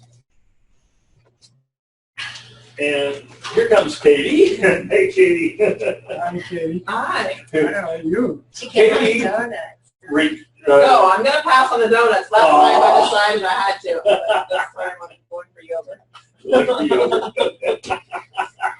Your picture just looks Katie multitasking. Yeah, we like the picture. yeah. Yeah, she's still up there, but she snuck in this thing. Yeah, when you create a Zoom account, if you upload an image of yourself and you're actually logged into Zoom when you join a meeting, your avatar image will appear if your video is turned on. That's how it looks, Katie's appearing to be with us even though she's going to the refrigerator for yogurt. I think this is the free system that you said there's a base. I'm looking at you on the screen. I know you were sitting right there. But I talked to the man on the screen. So if I upload an avatar. Again, what's the difference in paying for the system again? Okay, the question is, what's the difference between the free and the pro account? The only difference is that the free account, with the free account, you're limited to meetings of 40 minutes or less. Okay. But the secret, the dirty little secret on that is that with the free account, if a meeting ends, you can just start another meeting immediately. Now, everybody has to rejoin the meeting. But if you sent them that URL, all you got to do is pull up the email and click on the meeting link. Or if it's in Blackboard, they can just click on the link in Blackboard again, and bang, they're right back in the meeting. Now, the URL that you sent that out yesterday. Right. If I want to create a meeting and I say we'll meet tomorrow at 6 o'clock, all they have to do is I have to be on to hit that URL and we all come up. Correct. I thought it was just that I just have to send them an email at that point in time or No. a message. No, you can send them that email at any time. Or you can put that link, that URL in a web link in Blackboard, and they can access it through Blackboard. Or you can put it on a website. So Any way you get that. when is that URL generated? You schedule a meeting, is there a new one generated, or it always goes back to your main account number? You have a personal meeting URL if you have a Zoom account, Okay. and that doesn't change. So now if you want to set a certain time, you just give your attendees the time and you give them that same URL each time. each time. Yeah, it never hurts to remind them of that And URL. so then you go on Zoom that time and they've got the time and you all meet together at Zoom. You all just pop up together. It is so simple. So low So maintenance. simple it seems hard to believe. But the recording goes with the paper. That's also with the free as well to record the session. No, you can record the session with the free account as well. So whoever calls the meeting is recording, or is everybody else? Good question. The meeting moderator, the person who starts the meeting, automatically has the right to record. Okay. But I can give other people the right to record. If I go to the Zoom menu again, and I'm sorry for those of you downstream, there's no way for me to show you my Zoom menu because that doesn't, even if I share my screen, that doesn't transmit. But if you can follow along with what I'm doing by mousing over me, probably you're seeing me, and looking at the menu at the bottom, and there's a link, or if you're originating anyway, there's a link called Manage Participants. If you're attending, it just says Participants. And if you click on that, you'll get a list of everybody who's in the session. And you can see if they're Zoomed or not, or if they're muted or not, excuse me, and if they're transmitting video or not. But if you mouse over a person, again, if you're the moderator, you get a little menu labeled More. And on that menu, there's an option to allow record. So you go into Manage Participants, mouse over the person, click More, and then click Allow Record, and then that person can record the session from their end. And you can do that, as far as I know, for any number of people. And then what do they do with it? What is it? Stored on their desktop, or does it go to YouTube for them? Good question. And again, this is something that I can't really show you happening because it doesn't happen until after the meeting ends. But after the meeting ends, if you have been recording, whether you were the moderator or a participant with record permissions, When the meeting ends, a little window pops up on your computer and says there's a recording that is downloading to your computer. And it proceeds, actually what it's doing is rendering the recording. It was already recording on your computer. It rendered, a little blue bar runs across the screen inside that box, and when it's done, Zoom pops up, and let me share my screen. Zoom will pop up an Explorer window. Maybe. Well, I need to be not in full, well, I wasn't in full screen. Share screen. I can see it, yeah. There's share screen. There we go. There. I just need a, let's see, my over. Let's see, that's how I am. Why is that over sharing like that? Sorry. Figuring this out as we go along. Okay, I'm recording the meeting. I can't minimize that. Let me start it up before I share my screen. That may be the secret. Let me start an Explorer window. File Explorer. This is Windows 10. Those of you who are seeing this directly. Okay, now I'm sharing my screen so everybody else can see that. There's Windows Explorer. And the recording goes into your documents library, into a folder called Zoom. I've got a bunch of, and it looks like each time you do a recording, you get a folder inside that Zoom folder under Documents. And the name of the folder reflects the date and time of the recording. Let me just pull up the last one.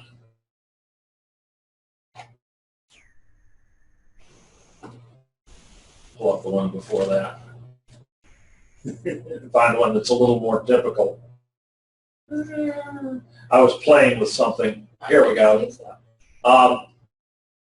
This is typically what you will see. There will be several files. If you save the chat room, you'll see a chat.txt file. That's just the chat archive. Okay. But the file that you really want is the one labeled Zoom _, and then a number .mp4. That's the video recording. If you have, you can start and stop your Zoom recorder during a session. You don't have to record continuously. You can record for a little while, then turn off the recording to say something you don't want preserved for posterity. Then you can start up the recording again. If you do that, you'll see several of these MP4 files labeled Zoom 0, Zoom 1, Zoom 2, and so on. But your 40 minutes don't continue. It just, you stop it. Well, if you're using the free account, your meeting can only last 40 minutes. So your recording will be a maximum of 40 minutes. Starting and stopping doesn't count. Starting and stopping doesn't affect that. But this MP4 file is everything.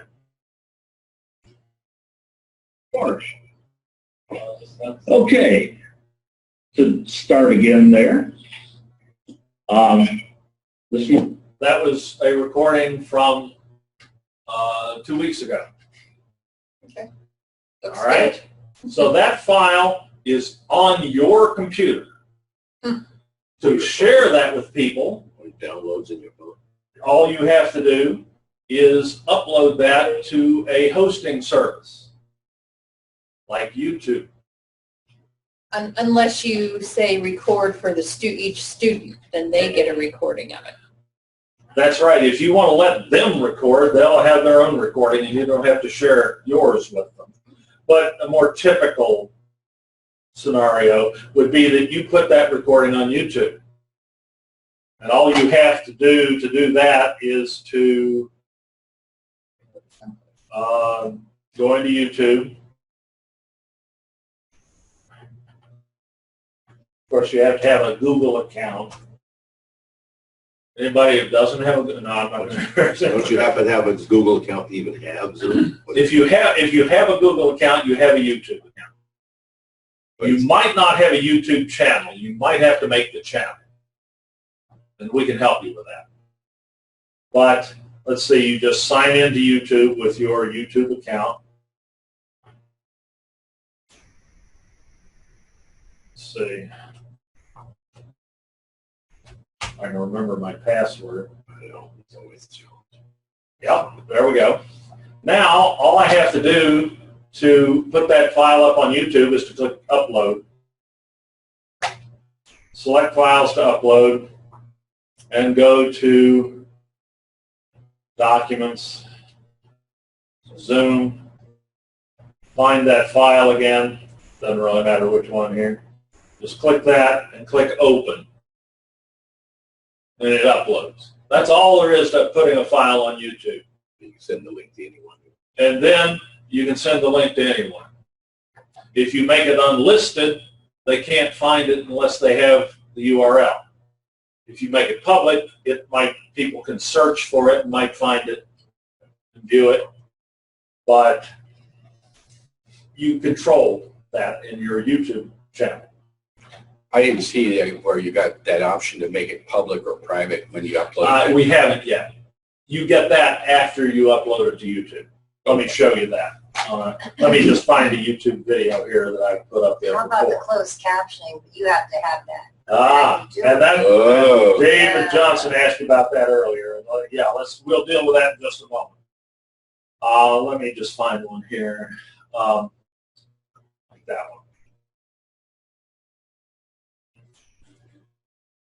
You go to Info and Settings, which you will have if it's your video. And here's your status. Public, unlisted, or private. Private's not very useful. Unlisted makes it effectively private because they have to have the URL. Anybody can view it if they have the URL that's unlisted. And they can't guess the URL. So if you don't give it to them, they ain't watching it.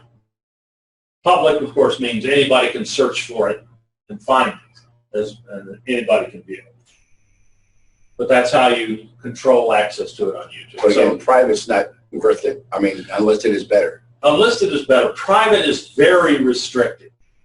Not only, you can only share a private video, I think it was up to 35 people.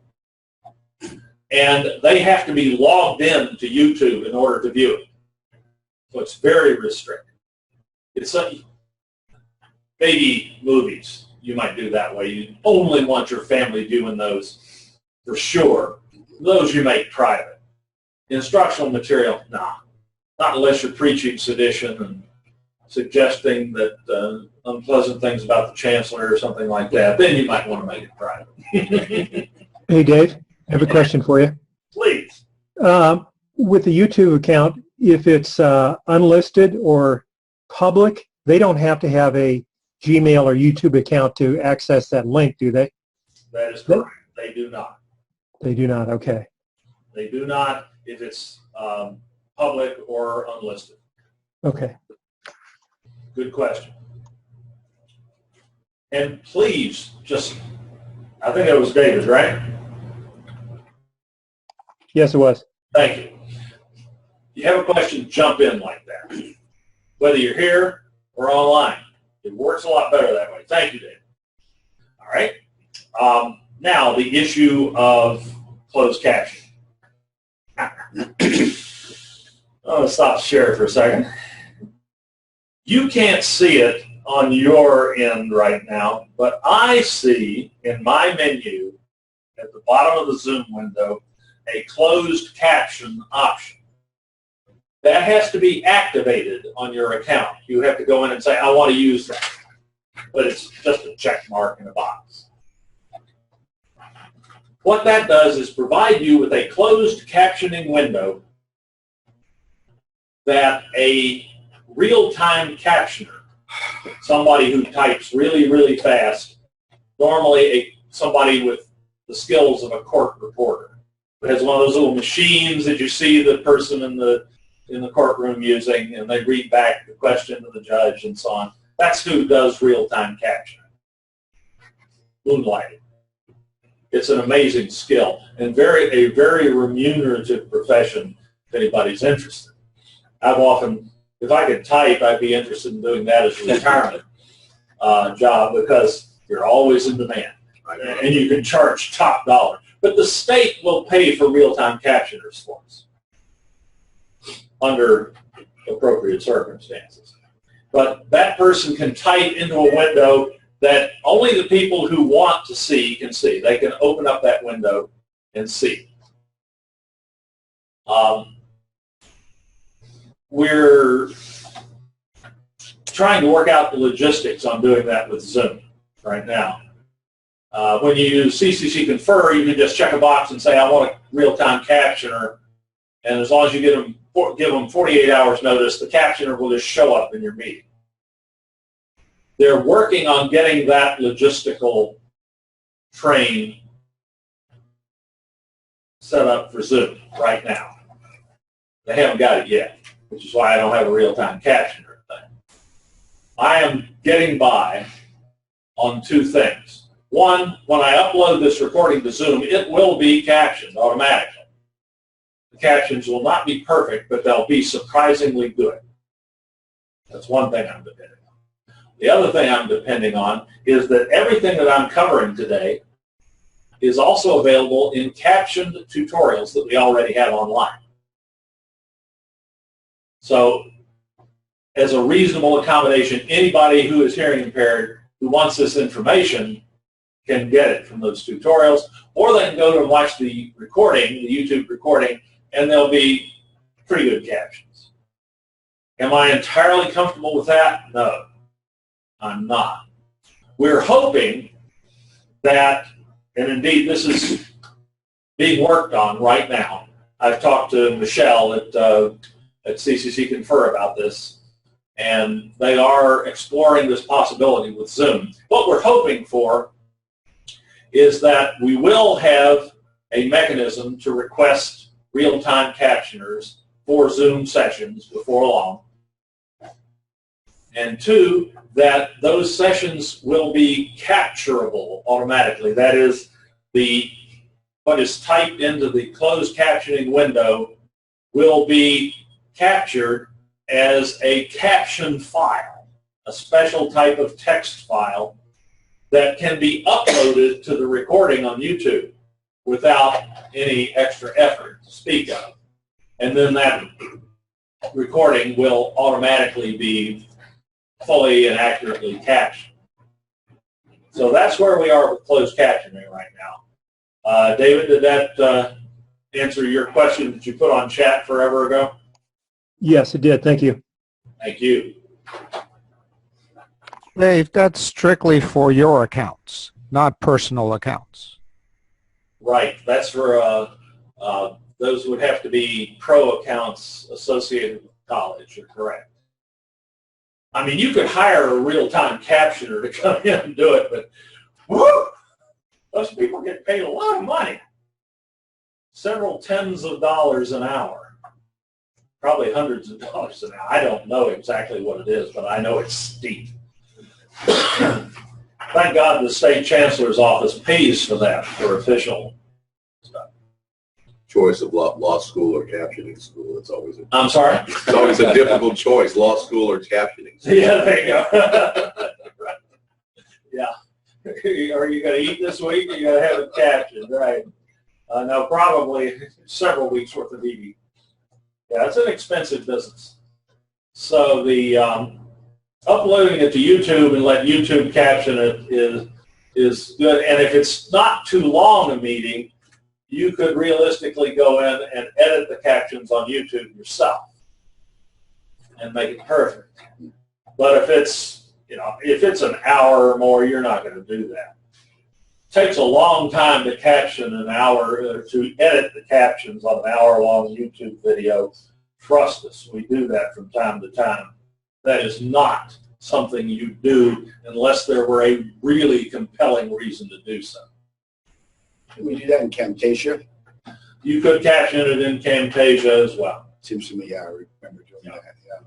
There are other options, but YouTube's free, and it has one of the better caption editors available, and it will create the initial captions for you. I'm just curious, you know, David, if they're subsidized by the government to provide this captioning? Yes, the DECT grant, the digital, distance education, captioning, and transcription grant, provided by the State Chancellor's Office and administered through College of the Canyons, provides the real-time captioners for Blackboard Collaborate sessions. The CCC YouTube, I mean, are they fun? Does YouTube pick up the bill, or do they get reimbursed by the government? No. That's strictly a state thing. That's, if you go through CCC Confer, that's how you get real-time captioning. That grant pays for it. But you say that YouTube will caption this for you too? Well, YouTube provides automatic captioning. There you go. Oh, okay. Which I are, think that was the question. have you? I think the question was, there's not somebody at YouTube doing it, it's automatic, so it's not very accurate. So when you go in, it's a computer it's 85% there, depending on how clearly you speak and how slowly you dictate. So. That's it. Thank you. Exactly. And there's no ability to go in and do any corrections? Yes, there is. You can go in and correct those captions. There's a caption editor in YouTube. But if it were an hour's meeting, that would take quite a while. It would take a lot more than an hour. I will say that the YouTube captions over the last year have improved dramatically, the automatic captions. They are getting to the point where they are almost good enough in many circumstances to stand on their own. But I wouldn't want to have to get up in court and argue that they were. So that's still a challenge. It always will be.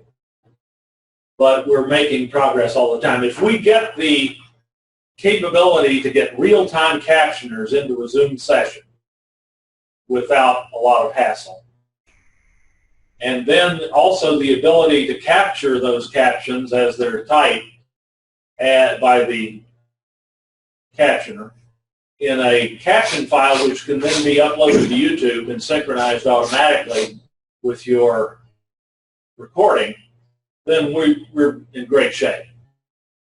As long as we can get that real-time captioner paid for by the DECT grant. Yeah. But there are some things they won't pay for. Staff development, for instance. We probably couldn't get a real-time captioner for this anyway. So we have to do a little shucking, jiving, slide by, and so far we're managing that. That's why we have you, Dave. Yeah, right. If anybody gets sued, it's me.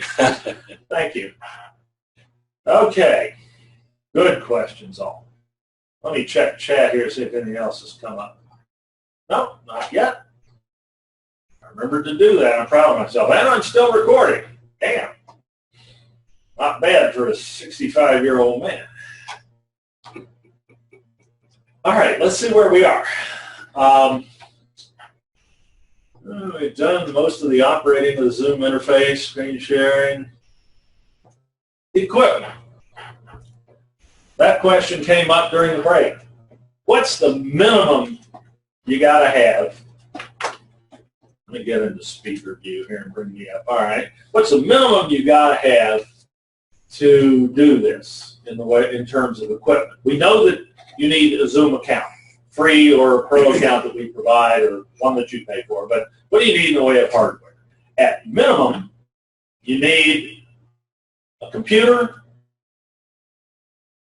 a microphone, got to have those two, and you really need a webcam if you're originating. Obviously, you don't have to have a webcam if you're attending. Though it's nice to be able to see your attendees, it's not essential. So at minimum, you got to have the computer, webcam, microphone. Most laptops come with all three nowadays. So a laptop, you're good to go. But of course, all they're going to see in that case is you talking, or maybe you take your laptop and you twist it around and you point the camera at the whiteboard and you get. I've seen people do that effectively. Point it at the whiteboard and then you just speak up so that the microphone on the laptop picks you up. You can do that. You can hold it. You can send your class out live that way, and you can record it that way. But you can do better. Or you can do more, I should say. We've already talked about the little document camera, the IPVO. That's a huge help. If you can share that, let me bring that up first.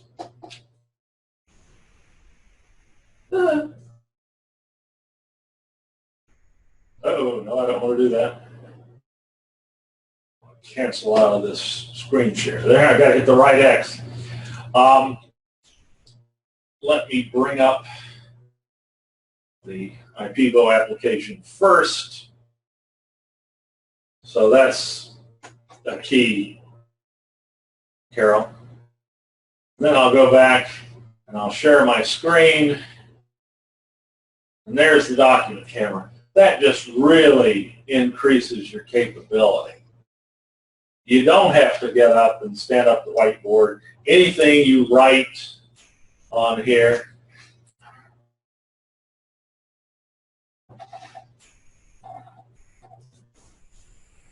shows up. Is that a very expensive camera?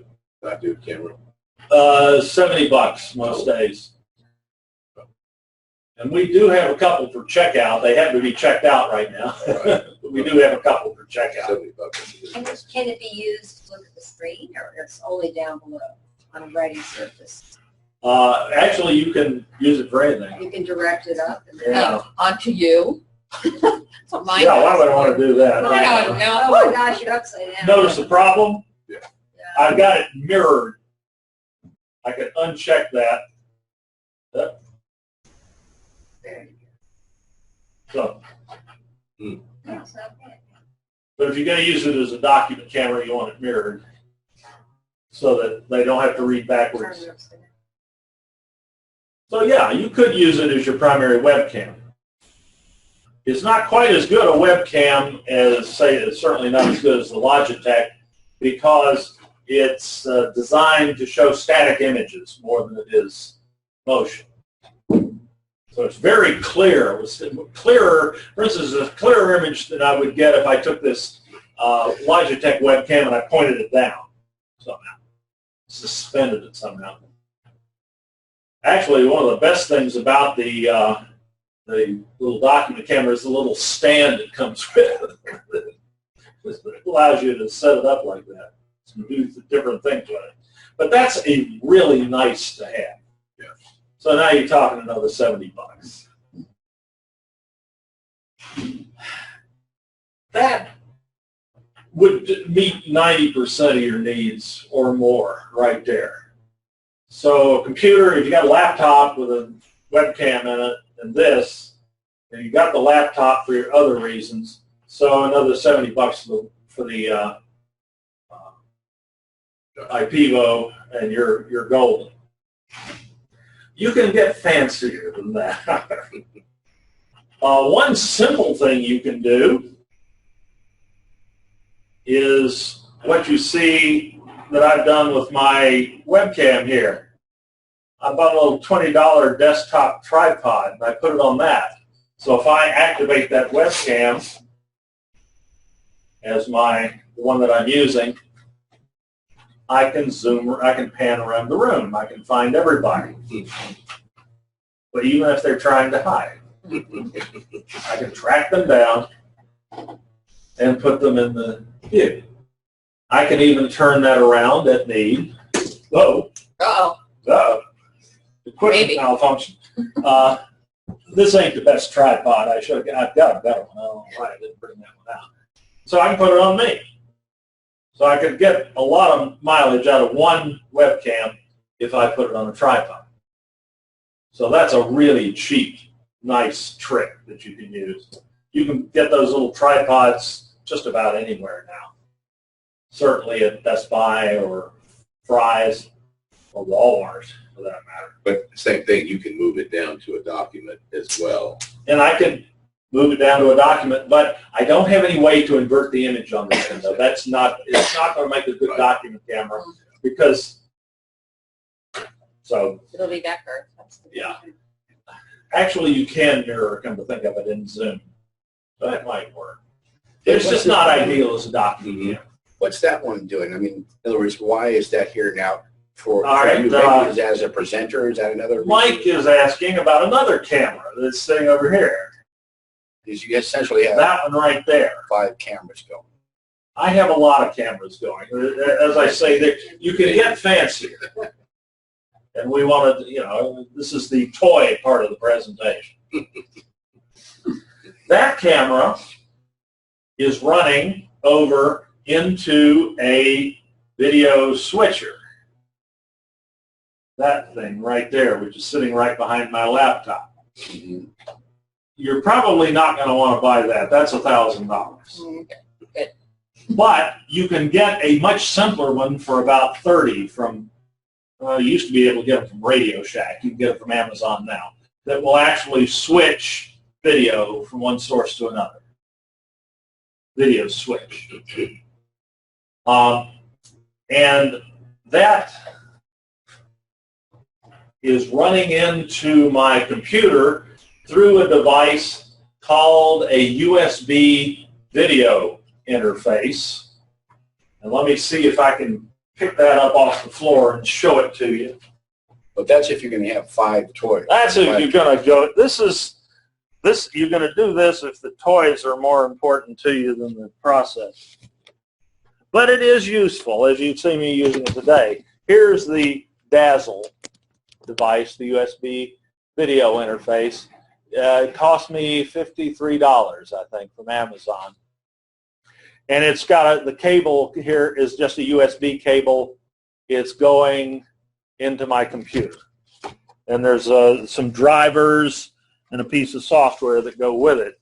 But if you set it up properly, Zoom sees that as a webcam. And as you can tell here, Zoom will accept multiple webcams. Again, I can't show you this per se, but if you're in Zoom right now, if you mouse over the video window, you will see a little stylized camera icon down the lower left where you can turn your video on and off. But right next to that is an up caret, which opens a menu. And that menu has 1, 2, 3, 4 webcams and 2 software video sources that we're not going to go into today. I have 4 different, well actually I have 3 webcams, and the Dazzle device is showing as a 4th. And that Dazzle device will allows you to use any ordinary camera that you have connected to it by a standard video cable. I've gone one step further and connected the output of my switcher to it, to the Dazzle, so that when I select the Dazzle video, this is actually camera output from a camera in the back of the room. And if I switch, there's the camera that Mike was asking about over on the left. Looking, I used it to show you the IPVO camera earlier. So obviously this is toy overload. But it shows what you can do with Zoom. And it's even something a little cooler we're going to show you in a moment. I get Katie's. Lost Jane, let's do that. That Katie's going to participate in. Oh, So we'll go to Katie's. Katie has a little let's see. Well, on chat, me. Yeah. Blah, blah, blah, blah, blah. Oh, okay, that's from Jake. Okay. Okay. Sorry. I'm here. Do you need me, Dave? Yeah, as long as we're talking about toys now, I tell you what, let me show them how to connect using a phone, and then I'm going to take the phone down and move around with it, and I'm going to ask you to do your a couple of slides on your PowerPoint presentation. Would you mind? No, that's fine. I've muted, but just, you know, I'm here, so let me know whenever you're ready. I'll let you know. Okay. In preparation for this trick, I'm going to show you another trick, which is how to connect from your phone. That's what Daryl's been doing in the back of the room here the whole time. It's actually easier to connect to a session on your phone than it is through the computer. Really? Okay, To so show you this, I'm going to need to get back to the IPvo. So let me bring that up. I downloaded it. And I'll share my screen. Yeah, I just. Okay, there In here. is my iPhone. But this works equally well on Android. You're using an Android, right, Darryl? Right. Works equally well on Android. People trying to get in touch with me. Too bad. So sad. There's a free app, Zoom app. It's the little blue square with the stylized white camera. You can't miss it. It's available for free from your app store, be it iOS or Android. You tap the Zoom app. You don't even have to log in unless you want to. All you have to do is tap Join a Meeting. And remember that meeting ID, the last 10 digits of the URL? You just type that in. 825466947 I didn't get there, Dave. Just tried mine. It asked me to sign in. I just hit join and I came in. I think there's a, if you just decline to sign in, I think it will give you the join. option to Okay. join. Okay. Yeah. All right. Okay, got it. You don't have to sign in. It will ask you to, but you don't have to do it. Now, Dave, I just went through your link and it said join the meeting. You can do that. If you go to your email on your phone and find the link that I sent you and tap on that, Or message it. you'll go right in. It'll open up the Zoom meeting and automatically bring it up. Now, does this require the participant to have the Zoom app on their phone? Yes. If they want to use a phone or a tablet, an iPad or an Android tablet, they have to have the free app. Okay.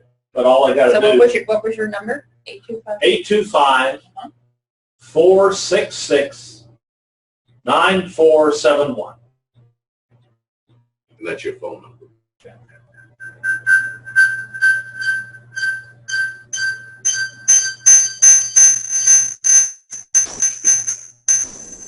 Come on.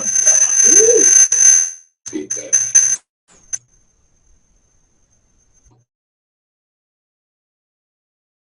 Okay.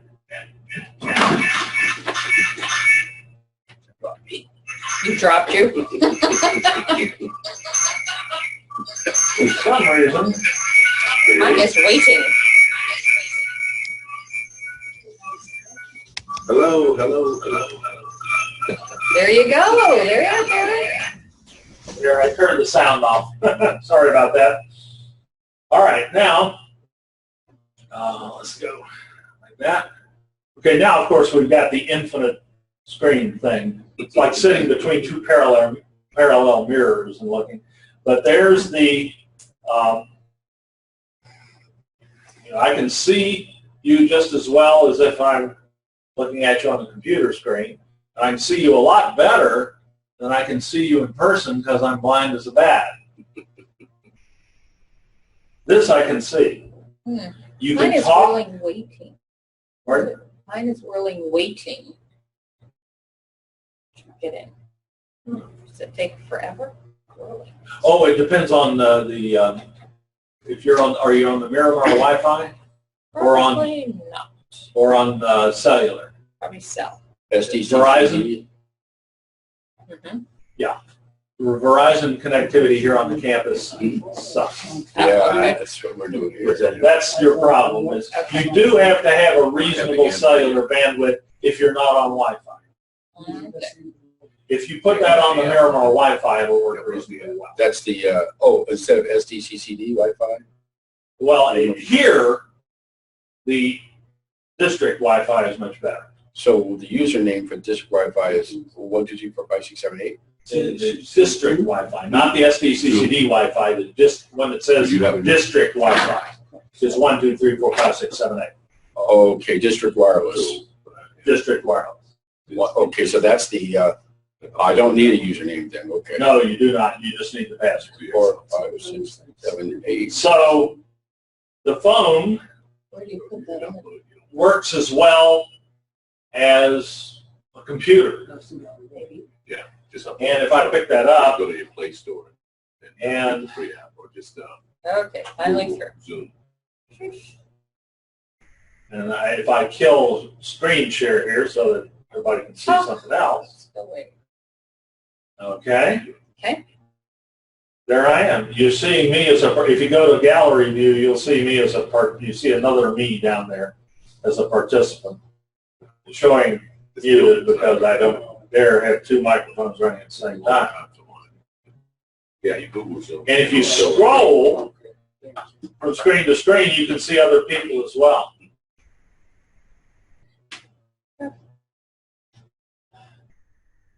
You can even share content from your phone.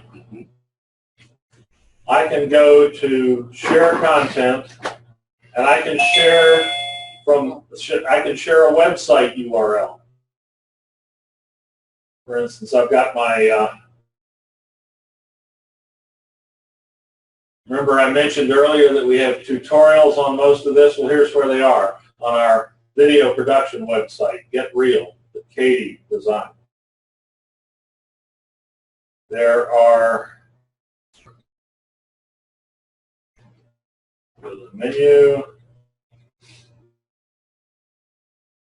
If you want, let's see, instructional video uses.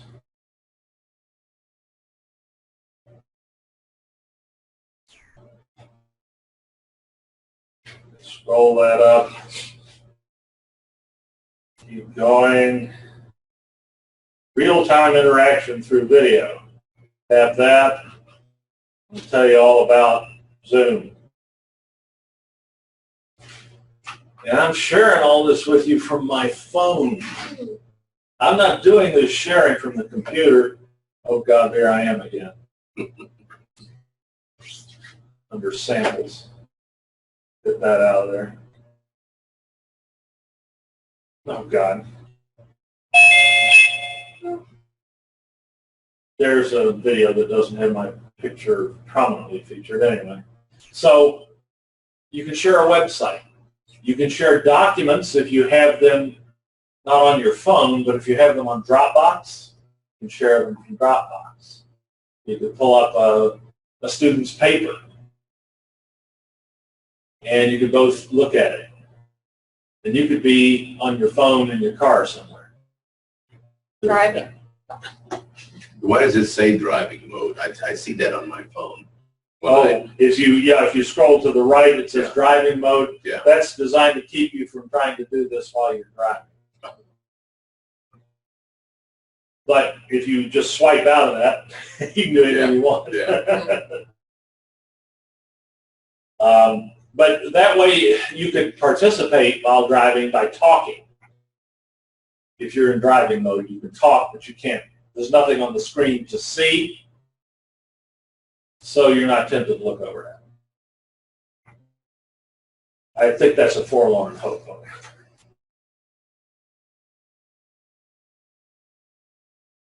I could even play videos on my phone and share them with you, though that's probably not going to do that right now. And I can stop the share at any time and we can go back to, I did all that from my phone. You can hold class from your cell phone. If you plan it out in advance, if you have all the documents you need either on Blackboard somewhere, Blackboard's a website, or have them on Dropbox so you can pull them up and share them. Let me try that. I gotta keep, if I get too far into that, we'll miss other things. So what I'm gonna do now, and you can swap cameras too. So I can show you all.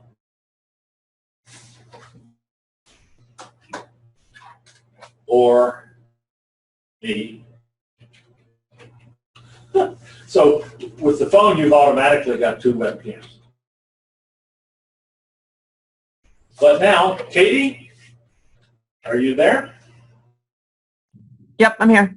Great. Katie and I are going to go, we're going to leave those of you who are here momentarily. And I'm going to give, no, I don't have to give permission for that. We're going to go next door to the studio. If you want to follow us, that's fine, to those of you who are here. The rest of you can follow along with me. I'm going to go down the hall.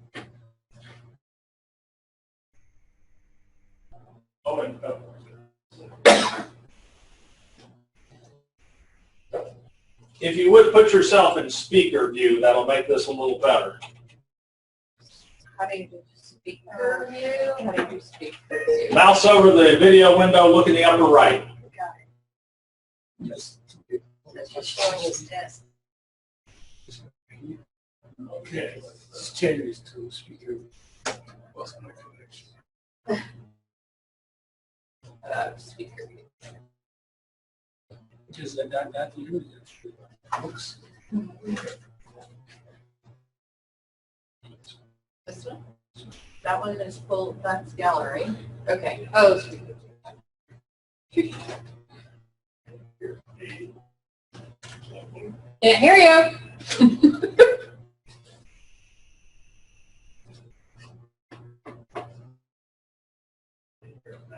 Nope. Nope. Especially if we close the door. I know, that if we close the door, we wouldn't be able to hear him at all.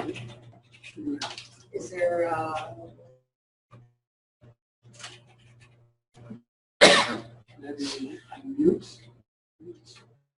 well, that doesn't mute from us. You mute your back, Chloe.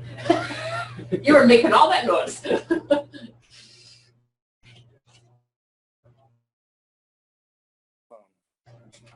Okay, can you hear us now? Better. Okay, that's better. Okay, if you'll notice, if I get out of the way. Yeah.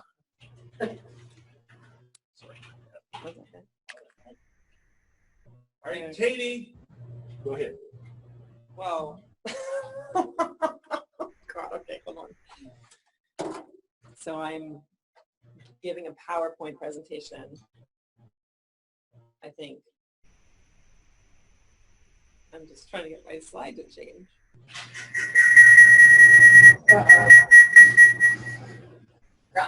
Get out of the building. I know. This is a PowerPoint from obviously our old, our distance learning summit. You can see him. So yeah, I mean, you could give a live PowerPoint presentation this way, and I'm green. You can see in the cell, it's kind of cool because you can see I'm actually just green screened in front of it.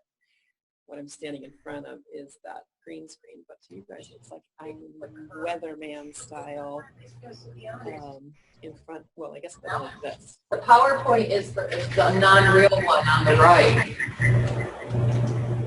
Oh, she showed a PowerPoint. Good job. Yeah, this is a PowerPoint that's actually not really behind me. Under the screen, you should see the point at it. It's like a weather report. Yeah. So circle those ways. She's the pointer.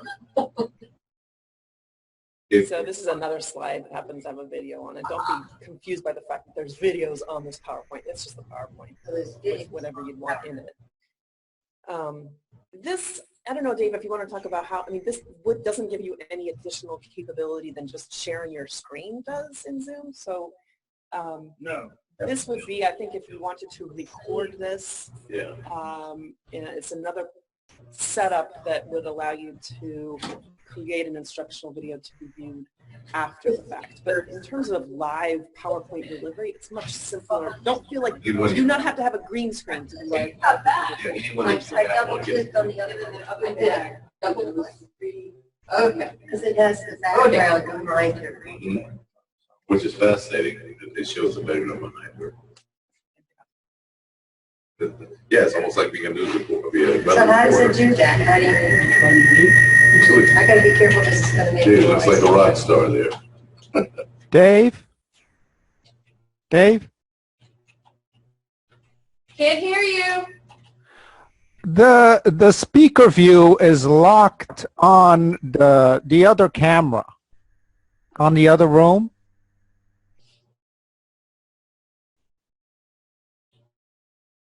We're having a little issue of some sort with our microphone here in the studio. I don't know. We checked it just before we started and it was working fine. So we'll have to troubleshoot that. But Excuses. the idea you can see here, and of course, it's not coming through. You'd have to go to gallery view to see what Katie was talking about, because the microphone not working here is preventing us from locking into the speaker view. So if you go to gallery view, Okay. you'll be able to see us standing in front of a PowerPoint presentation. And of course, this doesn't have to be a PowerPoint presentation. It could be anything, any image, or even a live video, or even a video. See you This later. is called live chroma key. And this is something you can do in our studios. It's not something that's especially easy to do or inexpensive to do at home. But it's an interesting effect, and it's just something we wanted to show you. Okay, so we're going to go back to the other room and get that sorted out. We'll figure out this microphone issue later. There's, of course, And you can stand. this is something you might want to try sometime. It's not as easy as it looks, but it is fun. All right. Going back. We like it. You almost look like the weather person.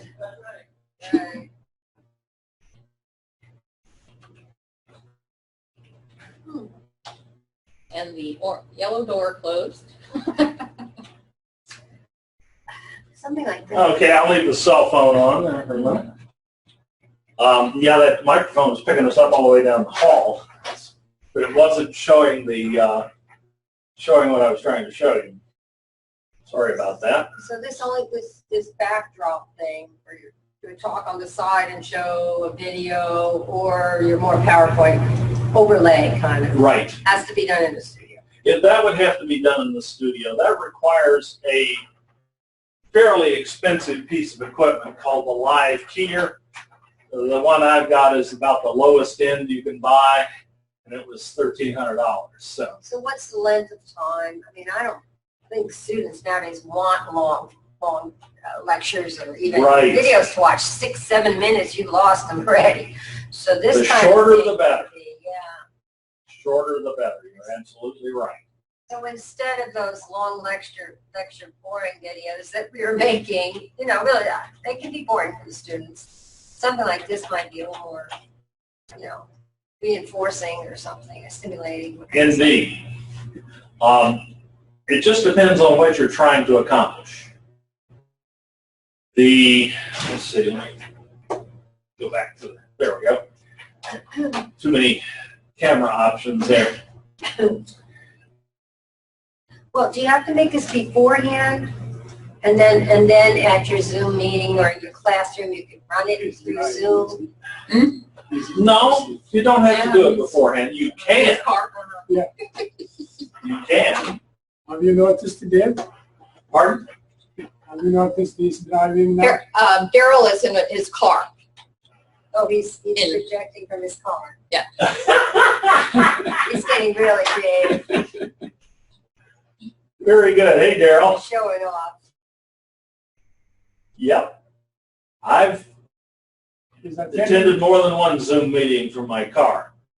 And I've just been stuck somewhere out. The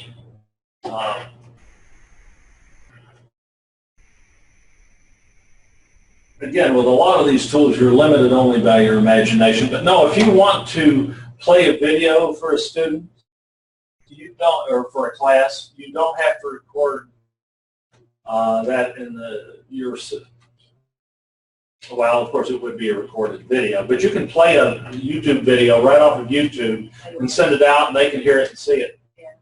When you share your screen, there's a couple of options at the bottom of the page that say share computer sound and optimize for full screen video clip.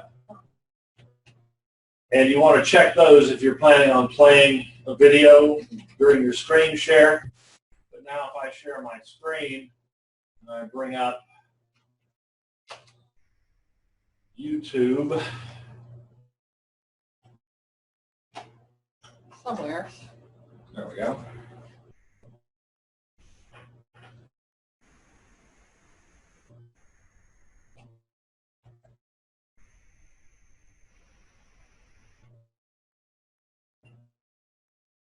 There's one I made the other day. Okay, here we have Slack on mobile. Here's the Slack app right here. And that's going available for iOS and Android. Sound and the video. And here's our general.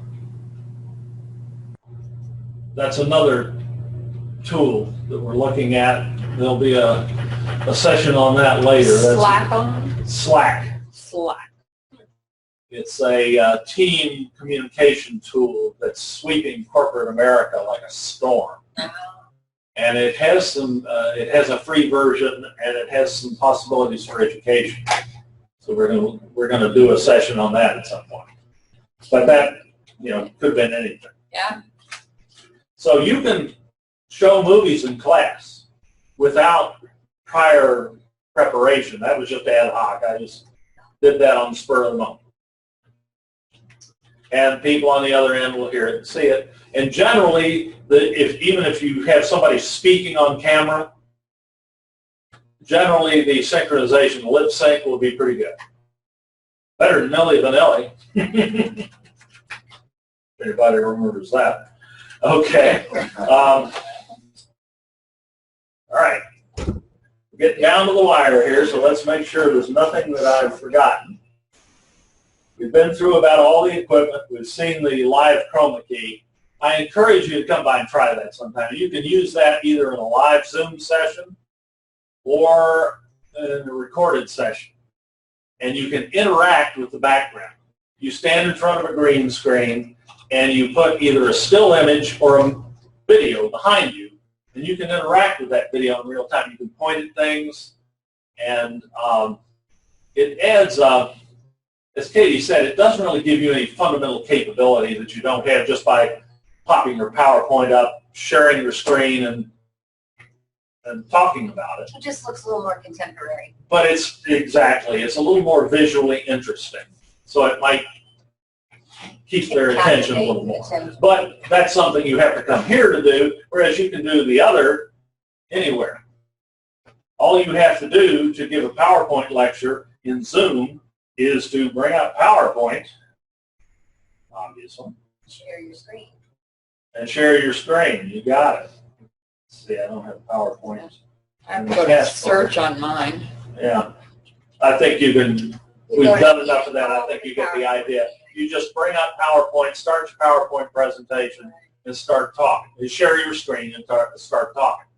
And as you page through the slides will change, and they'll see a little video window of you over on the side, just as we've been seeing here. This is a personal thing. Any way to get over the intimidation of knowing that you're on there and you get those you get, because practice. Even in the classroom, probably the thoughts don't come fast. It happens in the classroom, right? They have to listen to my own. It is curiously intimidating if you're, thank you, whoever did that. Mm-hmm. PowerPoint. Yeah. it's curiously intimidating to face a camera and a microphone. I know. It just takes practice to get over it. Yeah. I mean, it's the video, even the camera is not that bad because we have to look in the mirror every day. We know what we look like, but we don't know, unless you listen to yourself recorded live, you don't know what you sound like. And that's, quite frankly, that stops some people from doing any of this because they hate the way their voice sounds. It's obviously something you can get by just by behavior modification. But it's a realistic concern. They're going to hear in the classroom if you were in the classroom. But they're hearing you in the classroom. There's nothing that you're doing here that you're not doing when you're in front of a bunch of people. Why? But totally online has been mostly written. Yeah, it tends to be asynchronous and written, and that's a shame. That's boring. That's why I say I'm here. I sense that we need a little more. Yeah. A little more interaction, Right. dynamics.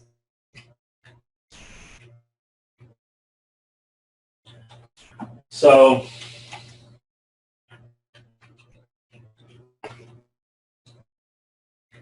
one thing that haven't, some of you were playing with it earlier. I just want to make sure that everybody got that. A final value-added aspect of Zoom is the ability to do remote support. Let's say a student is having trouble doing something in Blackboard. And it's working on your computer and it's not working on theirs. You can send them your Zoom URL or tell them to go to Zoom and type in your meeting ID or bring it up on their, well, yeah, you want them on their computer to do this. And once you do that, you can ask them to share their screen. Would somebody, there's Daryl back in his office. My God, he gets around. Daryl, obviously you're hearing me. Are you in front of your computer? We're not. I am in front of my computer. Would you mind sharing your screen if there's nothing confidential on it? Okay. So I got my PowerPoint. Okay. That was you. Good. All That right. was me. Now, I'm going to send you a request. On my screen, I'm seeing the little message that says you are viewing Prince Harrison's screen. And there's an options button next to it. Under that options menu, there's a request remote control. I'm going to request remote control from Daryl. Okay. I see it. Okay. If you will okay that, click to start mouse keyboard control the shared system. Now, you have my control. You got my mouse. Go and enable editing on His computer. on his computer.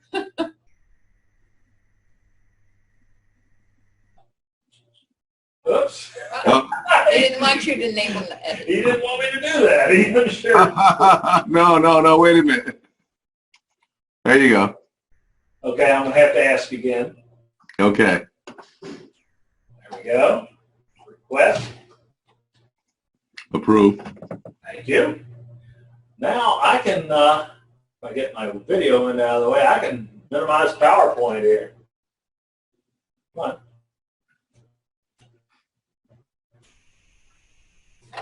Or I can go from slide to slide. Maybe. Maybe. Being a little cranky here for some reason. Usually it's very smooth. I think probably I'm just asking a lot of this computer I'm on here. But normally I can control Daryl's computer just as if I were sitting in front of it. Daryl, let's try that the other way. I tell you what, if you'll end your screen share. Okay.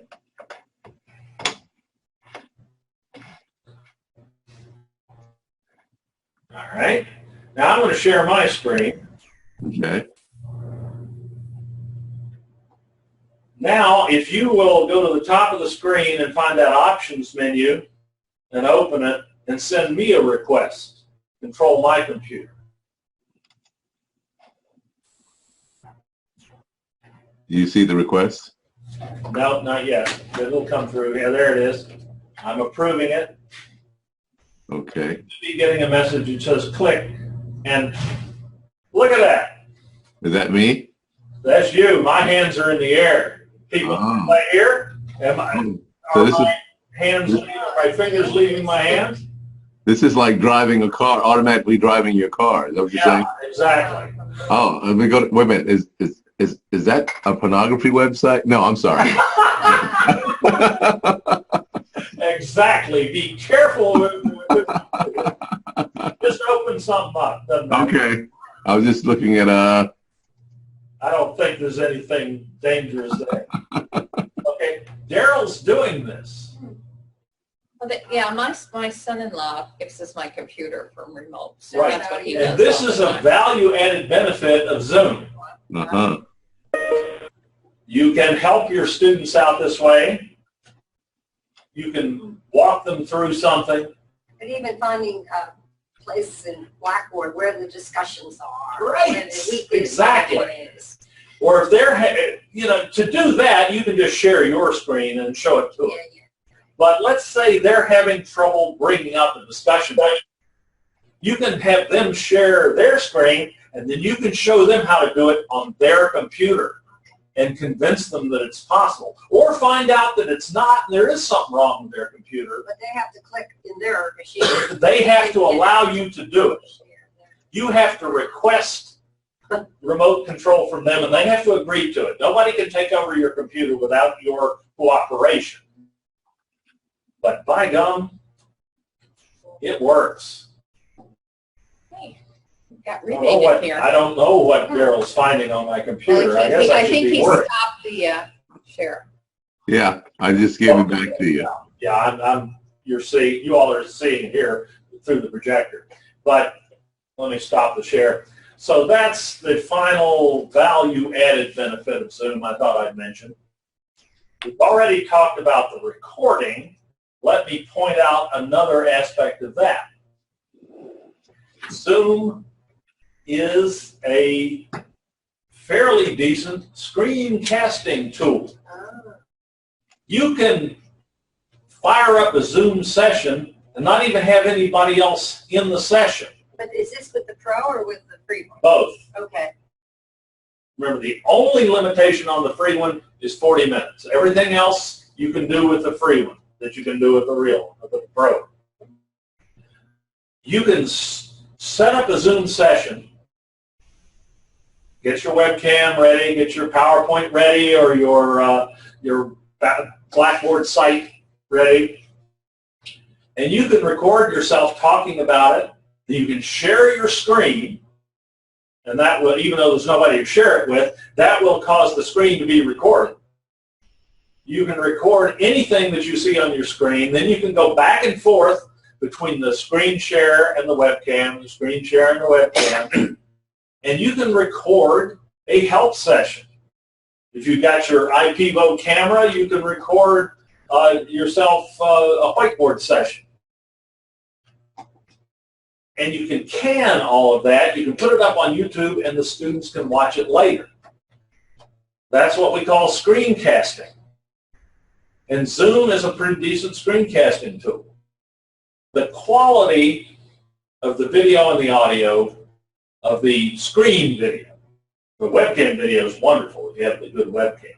But if the quality of the screen video and the quality of the audio is a little lower than you can get with a dedicated screencasting tool like Camtasia or Snagit or Screencast-O-Matic, but not a whole lot. It's a great way to make recorded lessons for your students, even if there are no students in the room when you're making the recording. Okay, Dave. Yes, Tiku. If somebody is not comfortable to allow or to control his computer, her computer, and you send them that by capturing the screen. Yes. You can record a help video for them and put it on YouTube and send them the link. So if they're not comfortable or not capable for some reason of connecting with you live, you can make a recording using Zoom, send that to YouTube, and then send them the link. And they can view it at their own time, as many times as they like. They can play it, back it up, play it again, until they get what you're trying to show them. That's not, obviously Zoom is built to be a real-time live communication tool, but the recording capability is so good that you can use it as a screencasting, as a recording tool to record both your camera video and your screens and your voice. And it's actually simpler than a lot of the screencasting tools in that regard. So it's a truly amazing product. You can do so much with it. Again, it's one of those things where you're limited pretty much by your imagination. And we're always happy to help with any of that. And we have reached the noon hour. Okay, I have a question. But I will continue to answer questions. Okay, when you decide to leave the session, yes, can you just click the X at the top and that leaves the session, or do you have to go to that leave the session? Either one. Oh, okay. What Carol's talking about, if you full screen your Zoom interface, you'll have to put it full screen. You will see in the very lower right-hand corner an option to leave the meeting. Is what you're seeing. What I see is end the meeting. Because if I'm the one who started it, so I'm the only one who can end it. And I can end it in two ways. I can end it in such a way that I leave, but you all can continue, or I can end it for everyone. And you get those options when you click end meeting. Another thing that will happen when you end meeting, if you've been recording, is that you will see the Zoom recording begin to be downloaded to your computer. And it's important that you not turn your computer off before that finishes. Because as far as I know, that's a one-shot chance. So you don't want to turn it, if you've been recording for a while, you want to leave the computer up so that it will download the full recording. And I showed you earlier where to find that recording and how to put it up on YouTube. But when you end the meeting, your video is still going. No. I ended my meeting and you left the meeting. Yeah. Yeah, but that's the same as ending the meeting. No. He's ending the meeting. I'm the only one who can end the meeting. Oh, okay. We're not recording anything. He's recording. So the camera will stay on even if you decide, that you want to leave or something. The camera will stay on. Well, unless I end the meeting, my cameras will stay on. The others will still be visible. So then you'll see me feeding the dog afterwards. No. Having lunch. No, when you leave the meeting, you're cut off. But I have to hit leave the meeting, don't I? I have to hit leave the meeting? You would have to hit leave meeting in order to do that. Well, I did that, but I'm still showing up there. Well, we got a bunch of cameras running. You happen to be visible on a bunch of those cameras. So your camera is gone. My camera. Right, you're on me. Oh, there's you. See, you're on. I'm on this one right now. No, you're on the guy behind me and me. That's Matiko's camera. Yeah. That's Matiko's camera behind you. Yeah. And the one up here is the camera in the back of the room, so it's seeing the back of your head and your ball spot. Sorry about that. Yeah, a little tonsure here. I try very hard to avoid being filmed from behind for that reason. So, and then on your camera, it's just leave? Yes. Or on your phone? On your phone, just leave meeting. Right. Okay. If it's not Just says leave. yes. And Matiko? Yeah, I just where to find the recording video. The recordings will be, let me share my screen. Yeah. Where? Before I do that, let me bring up my file manager here.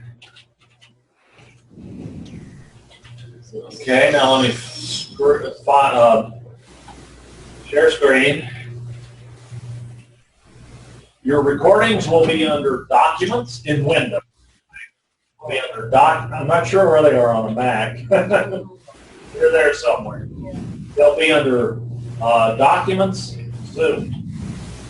They'll be every session has its own folder, and open the folder and the report file.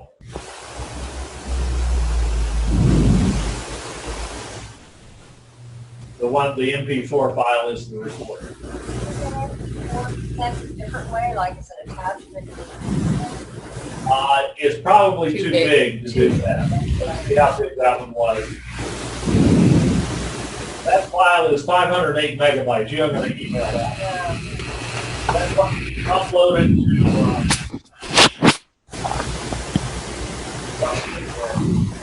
uploaded to YouTube. I can get it.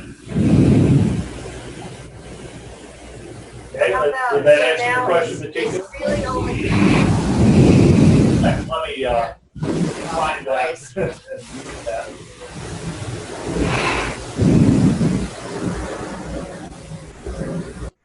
Okay, go ahead.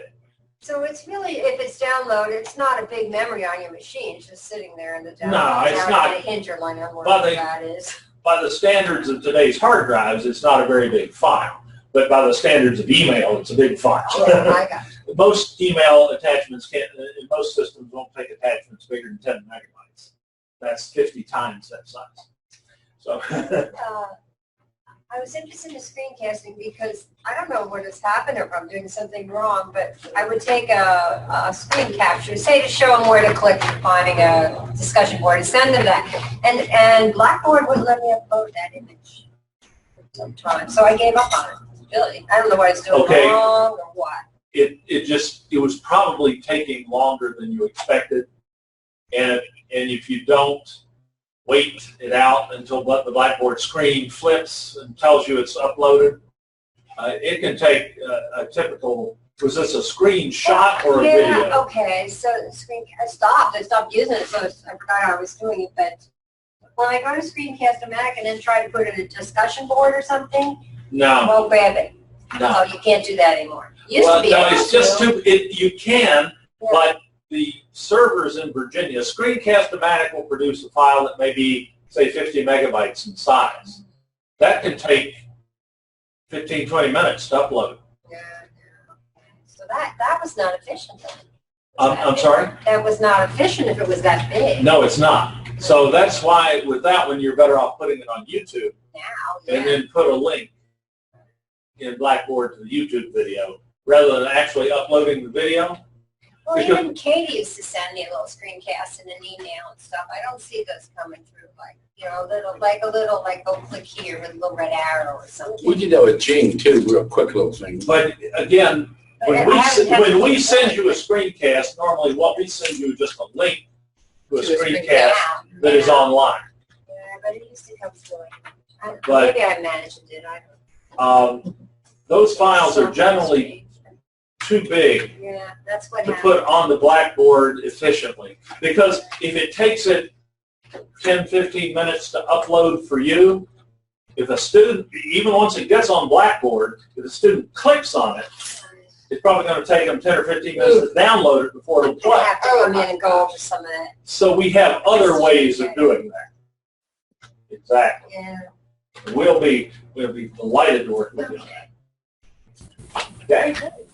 Dave, Yes, please. on the personal account, does it give you a warning when you're reaching the end, the 45 minutes, or does it just cut off? Do you know? Good question. I don't know. I think it does. It's been a while since I've tried that. I think it did tell you, hey, the meeting's about to end. You better do something. Better speak quick. So yeah, but I would just be on the safe side. I'd grab a timer and set a kitchen timer, set it next to the computer, and have it counting it down. Okay. Good question, though. I believe it does warn you, but it doesn't give you a whole lot of warning. Mm-hmm. Right, Dave? Yes. I downloaded the Zoom app on my phone, but I don't know what the login and password is. Okay, you don't have to log in. You can cancel past that. The login would be, if you were to log in, would be the credentials for your Zoom account, which you can get for free or from us. But you can get past that and get to a button that says join a meeting. Uh-huh. And for that, you don't have to log in. All you need is the meeting ID, which is the 9, 10, or 11-digit number that uniquely identifies the meeting and distinguishes it from all other Zoom meetings that might be running at any given time. Okay, so I got past that, and then I'm trying to click on join, but nothing's happening. Tap on join. Sometimes those apps can be a little cranky if you don't hit it right on. Okay, I'm tapping, but nothing's happening. Okay, that's something going on your phone. That happens to me sometimes too. But it will eventually allow you, if you tap, above, do you have just a blue box with join in the center of it? Right. Oh, right above it is a place to enter the meeting ID. If you tap on okay. So you have to put the ID in before you can join? ID in first. Okay. Sorry about that. Okay.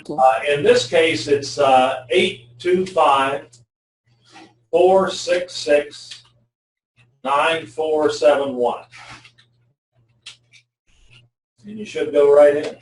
Okay. There you are. Vicky's Okay. Okay, I got it. Cool. Oh, and we're hearing you so clearly. That is so good. Okay. Any other questions? Maureen. Good. No, it was good. Thank you. Thank you for coming and participating so actively. Yeah, I think I need to come more often and have you guys with me. Well, it's nice to be able to come back and try again and again. And, yeah. We're always here, and we're always happy to see anyone one-on-one, too. How about the summer months? You're going to be here over the summer Oh, months? yeah. I have that We're all summer class. 12-month employees. We'll be here. Yeah. Maybe that'd be time to come in. Oh, yeah. We're tinkering with the idea of doing our instructional video production institute again. Bringing people in for like a 2 or 3 day boot camp on that. Yeah. We use the TV studio and all that stuff. We're thinking about it. Okay, cool. At any rate, you're always welcome to come in. All right. Everybody have a good weekend. Take care, Maureen. All right, take care, too. All righty. Last 2 people. Anybody else? Get free lunches. That's right. We catered lunch last year. Or year before last. We didn't do it last year. We were swamped. I sent Dave. Send me an email? I send you an email. Good. And